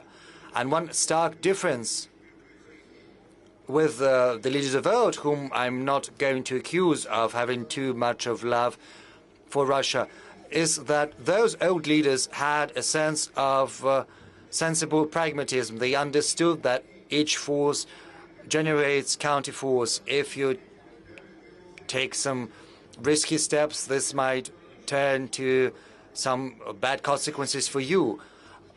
When I see the current leaders of the West, I see that they're sort of divorced from reality. To be more specific, Chancellor Scholz and President Macron are complaining that they do not have enough contacts with you and with the Russian leadership in general. At the same time, they are getting increasingly involved in the war in Ukraine. A question begs itself. Do you think that NATO is part of the war in Ukraine? If it is the case, it's hard to imagine there is any space for constructive diplomacy. Or am I wrong? Well, yeah, definitely NATO is getting involved in the war in Ukraine. We see all these supplies of heavy vehicles, and now they are discussing supplies of airplanes. And today I have mentioned already that in one section, there are 2 detachments with 5 tanks they are trying to assault, and there's another assault going on right now. And all those tanks, okay, they hit and they are burning, and these are Leopards, these German tanks. And it was true about yesterday. And those F-16 aircrafts will be burning like these tanks. This is true. And if they are based in some air bases somewhere in other countries, but if they are used in Ukraine, then we'll have to think carefully where we will be hitting them, and where and how all this is used against us. So this is a great danger, a danger of the NATO alliance getting involved in this conflict. As for the Western leaders, you know, I never evaluate colleagues of mine, whatever personal relations we might have, because I don't believe it is appropriate. And speaking about Vladimir Zelensky, I never did that. But, you know, it is absolutely unacceptable for me. I cannot understand how they can support those neo-Nazis, and how can they move to the level of national hero, whatever nationality these people might have. I never evaluate people, leaders, nobody. And I would like to apologize to everyone here. Recently, Mr. Berlusconi, the former Prime Minister of Italy, died. He had done so much to establish these relations between Russia and NATO member states. He was full of energy. He was such a great person. Really, I believe that that was a world-class personality. And I do apologize. I would like everyone to stand up in memory of Mr. Berlusconi.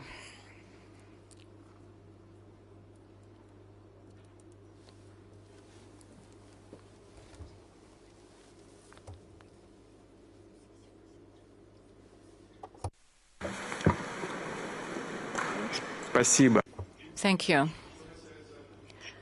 As for President Chirac, so this was a person of encyclopedic knowledge. This was really true. And these days, some of the leaders of the countries, they didn't even graduate from a university.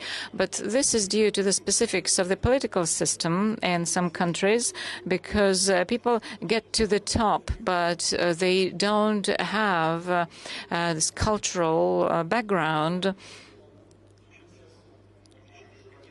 Jacques Chirac died, and he was a great political leader. I once asked him, why did the American government, American leaders, behave like that? They were so aggressive and they were so short-sighted. And he responded to me in Russian, and he said, because they are not well cultured. He said that in Russian. And that was due to the level of the general level of education and background and understanding of the development of objective processes or misunderstanding of these processes. But whatever happens, we have great respect to all our partners, and I'm absolutely sure that the current challenges we're facing, including the security area, will take us to an understanding that security should be equal for everyone. And we have been saying this for a while to all our partners. Mr. President, despite the role of the collective West and NATO in the war in Ukraine, you are not closing the door for the diplomacy with Western countries, and you are open to peaceful settlement. Yes, absolutely sure. Yeah, we never close the door. So they close the door, and they are trying to peep what is happening here, with your help as well. You know, there was an interesting topic. International currencies. So Mr. President, I would like to ask you, what about the Arab world? Is something there that can demonstrate that there will be some common currency in the Arab world, in all Arab countries? Maybe I missed some news in this respect. I would like this to be true. I believe that some currencies were imposed onto the whole world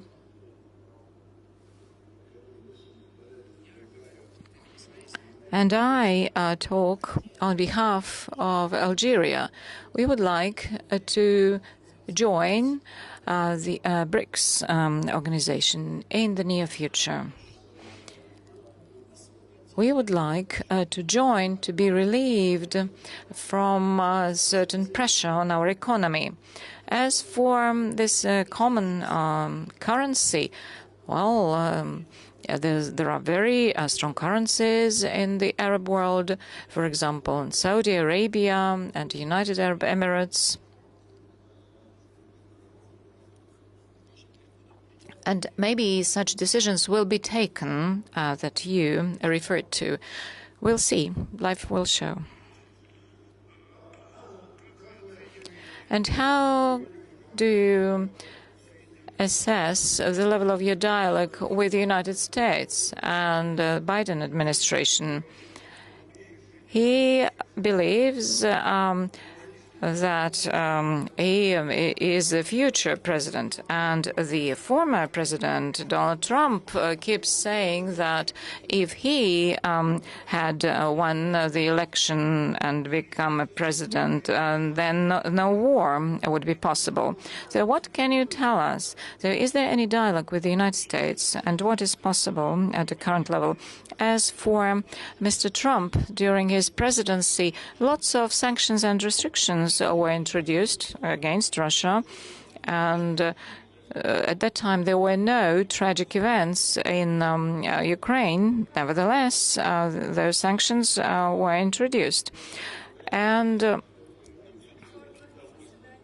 I believe that if there were another president in Washington, then I hope that we would have had another way of developing this conflict, but they rejected it. As for the contacts, we don't have any contacts, practically, but we didn't reject them. If there's a desire to enter into a dialogue with us, they are welcome. It's not us who stopped this dialogue. They moved this dialogue into the sphere of supplying weapons and armory. Okay, we are going to burn all that they have supplied, and then we'll see what we are going to do next. Over 30% of all the armored vehicles have been destroyed already. I'm talking about those that were supplied. It's not only Bradley or Leopards,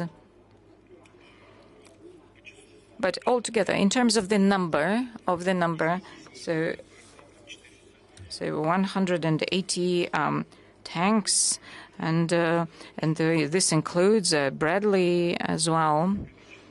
So the total number gives us 30% of all the vehicles, and definitely this process will continue. But of course, it would be better if they had used another way, and if they were looking for some peaceful ways of resolving this conflict. We haven't reached that point yet, and they are trying to win in the field there in this war. Well, let them try. I doubt that they will succeed in this. Right. And in Washington, they are quite condescending towards it. So they see that there are attacks on the Russian territory, on the historically Russian territory, and we speak even about the Kremlin. There are terrorist attacks organized by Kiev in Moscow. Daria Dugina was killed, and in St. Petersburg, where the young blogger was killed.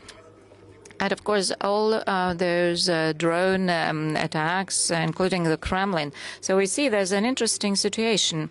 On the one hand, the Biden administration is quite categorical in saying that they do not approve of such actions, and that they do not promote or facilitate such actions, and they never promoted the destruction of Nord Stream 1 and 2. And at the same time, they don't even try to explain to Kiev that this is something that shouldn't be done. It should be forbidden. So what about this position of the United States? Can you evaluate it, and how are you going to deal with it? You know, everything you mentioned, these are their attempts to provoke us to some powerful counteractions. The attempt to hit and cause some damage to the Kremlin, the residence of the Russian president, and all those assaults on the Belgorod region and villages near the border. All these are attempts to provoke us, to counteract it. So if we destroyed 5 Patriot complexes near Kiev, so what do you think? Can we destroy any building in Kiev? There are no limitations for us, but we don't do it due to a number of considerations.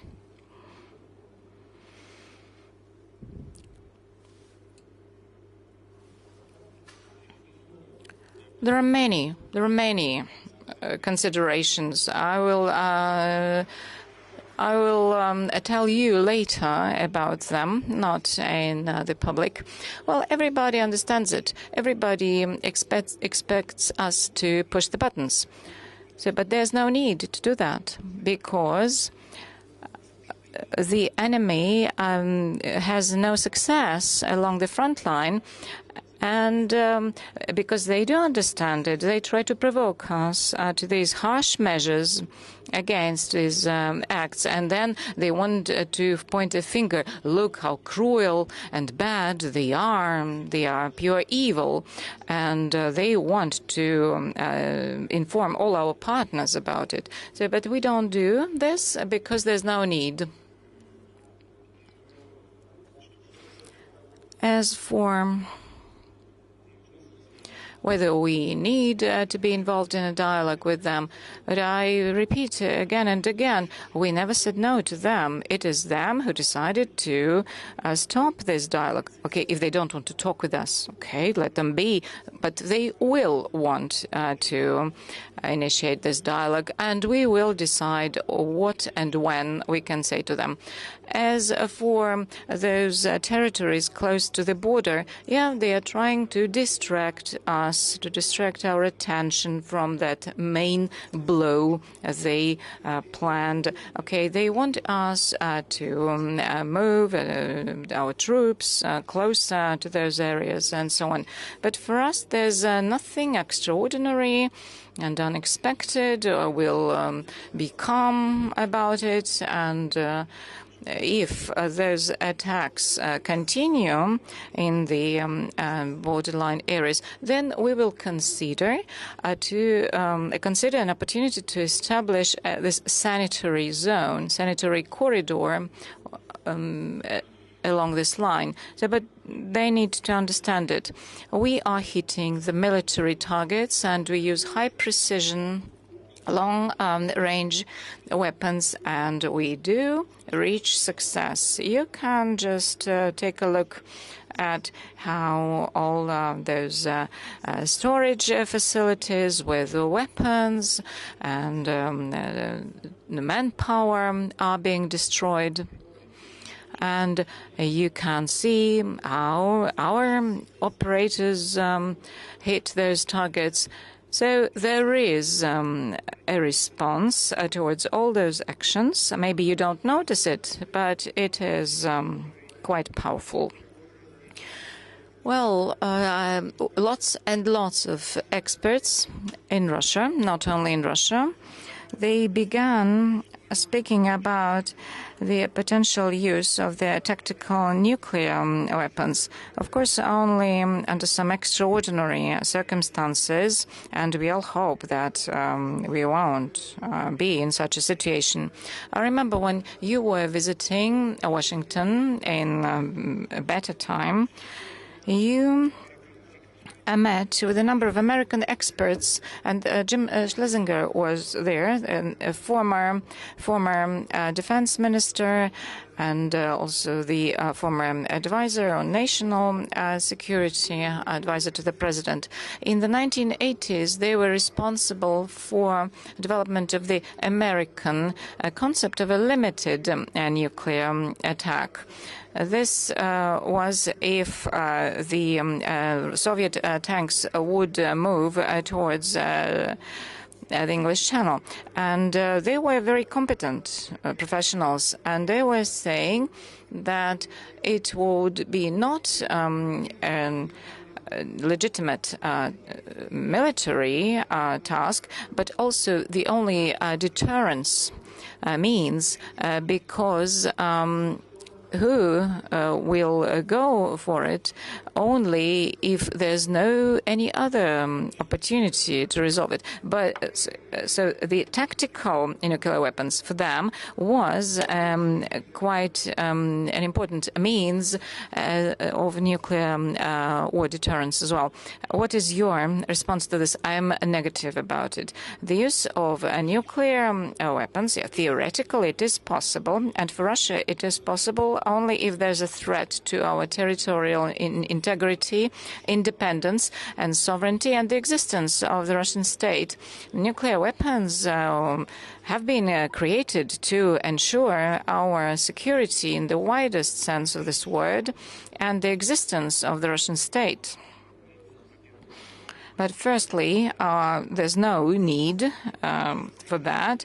And, you know, all these discussions and considerations, they reduce the level, the threshold for using such weapons. And secondly, we have more such weapons than the Western countries. And that is why they move us towards beginning these discussions. No way.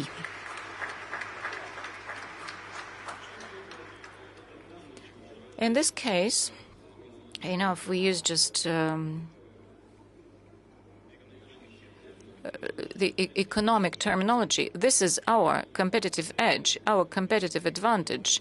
And we were discussing it with President Lukashenko. Yeah, so we are part of this union state. Okay, we were discussing then part of these weapons should be moved to Belarus, and this has been done already. The first. The first have been moved there until the end of summer and end of year. All this will have been completed. But this is a deterrence measure. All those who think about reaching or they are thinking about Russia and its strategic defeat. No way. You know, the commander, you are the commander-in-chief. For this deterrence to be effective, the enemy should at least admit the possibility. If this deterrence doesn't work, then you will do whatever is required by the situation. Do I interpret it correctly, Your Excellency? Mr. President, you know, can you clarify, please, what is he expecting me to say? Do you want me to frighten the whole world? No, I don't want it.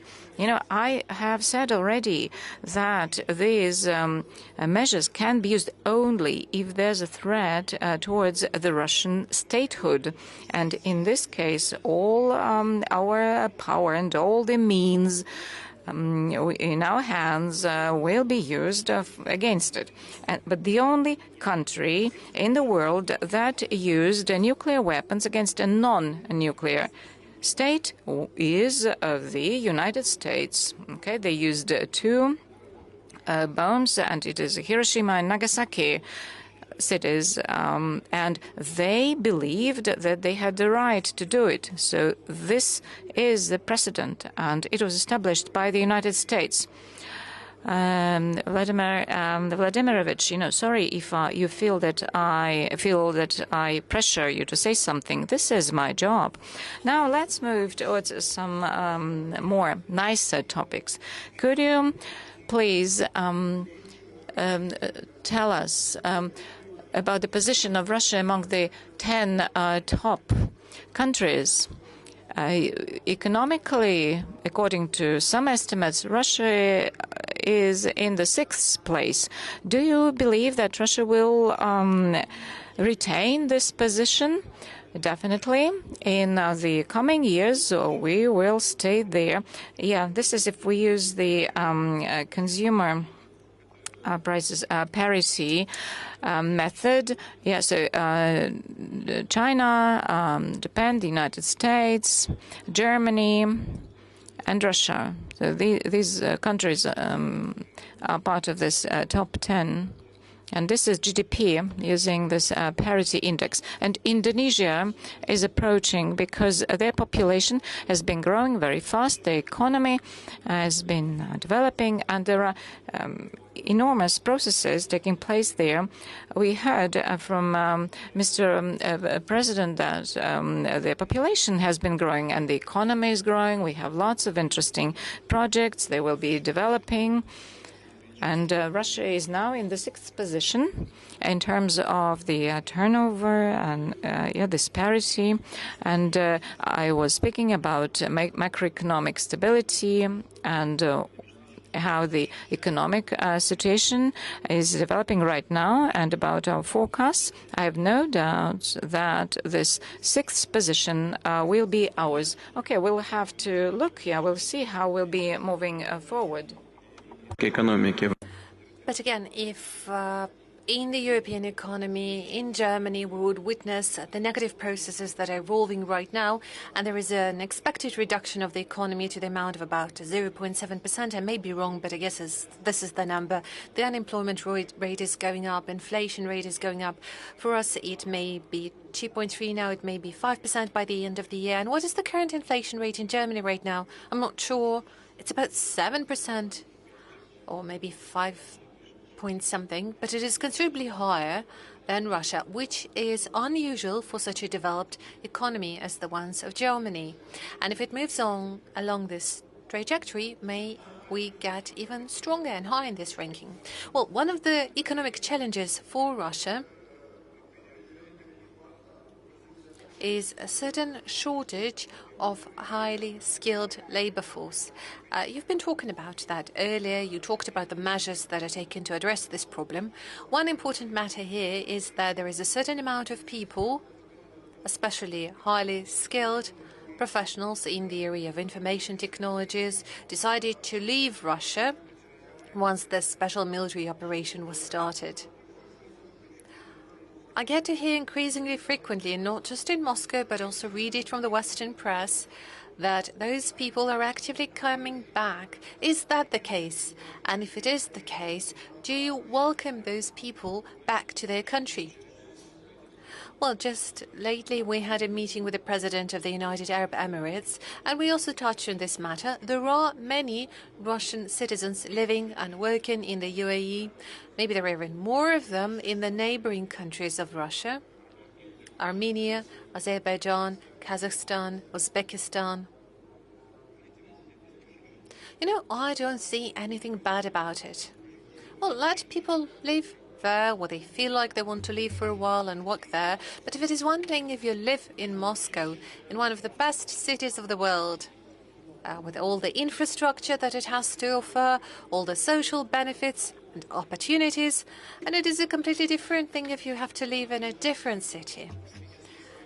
It's one experience when you live in your homegrown culture, your native language, and sometimes you have to be detached from that.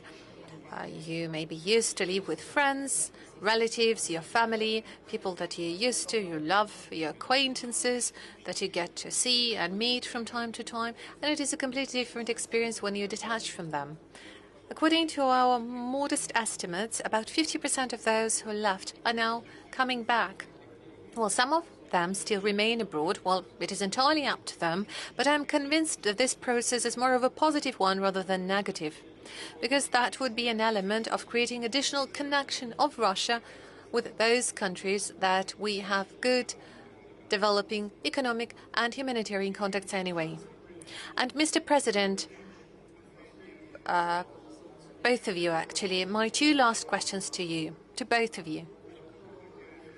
What would you like to say, not just to the people seated in this room, but also to the broader audience, to the millions and maybe even billions of people who are watching your presentations? Stay healthy, stay wealthy. And President of Algeria, the floor is yours. Thank you very much. Well, I would say the only goal for the whole humankind is to live in a world, to live in peace and to pursue progress. We all want our economies to develop, and indeed we want to see actual integration happening that includes economic integration and closer ties between our peoples. But all the wars, well, there are always losers. There are no winners in the wars, because wars bring destruction with them. And that is why I'd like to wish all of the humankind peace, prosperity, security. And once again, I would like to use this opportunity to thank His Excellency, President Putin, who was very moderate in his statements today. And likewise, I wanted to say that we are ready to act as mediators to help around the settlement of the conflict in Ukraine. And I come to conclusions based on your words, President Putin, that you are a friend to the whole humankind. You are a friend to all countries. Well, just like in Algeria, we love everyone apart from those who are enemies towards us. Thank you. Well, I certainly would like to thank His Excellency, President of Algeria. Thank you so much for finding time to join us today. Everyone seated in this room understands what it is like to travel to Russia now, and especially to be able to join us at this session and be seated with us here at this stage.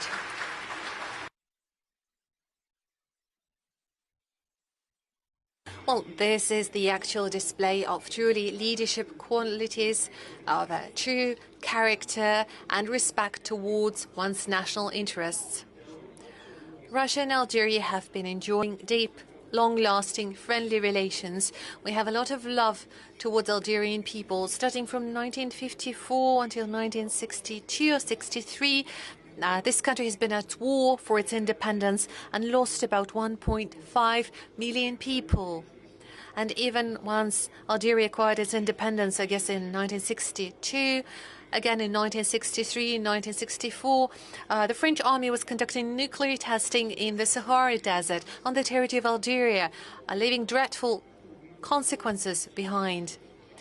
And I'm happy to say that with Algeria, with many other countries of the region, with the African continent as a whole, with the Arabian countries, traditionally, from one decade to another, we've been enjoying good, friendly relations. Without exaggerations, those are truly wonderful relations. And we see that the leaders of these countries are primarily guided by their own national interests. At the same time, they definitely pay a lot of attention to what is happening, to the current events, and His Excellency just mentioned it. And we've been talking about it a lot yesterday. His Excellency was showing a lot of interest towards what is happening in Ukraine, and now he just stated it publicly.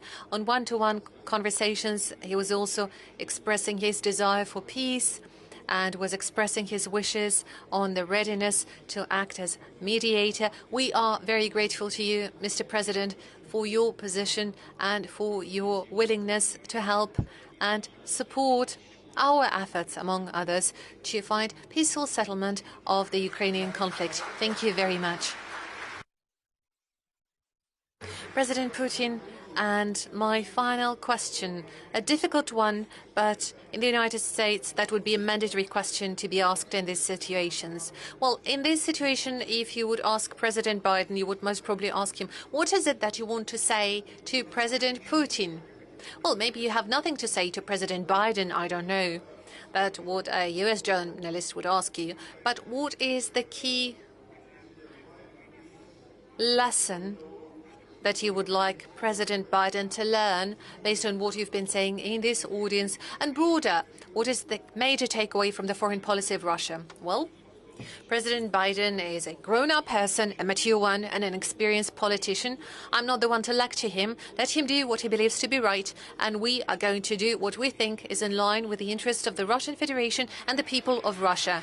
And everyone will have to live with it and to count with it. All right, President Putin.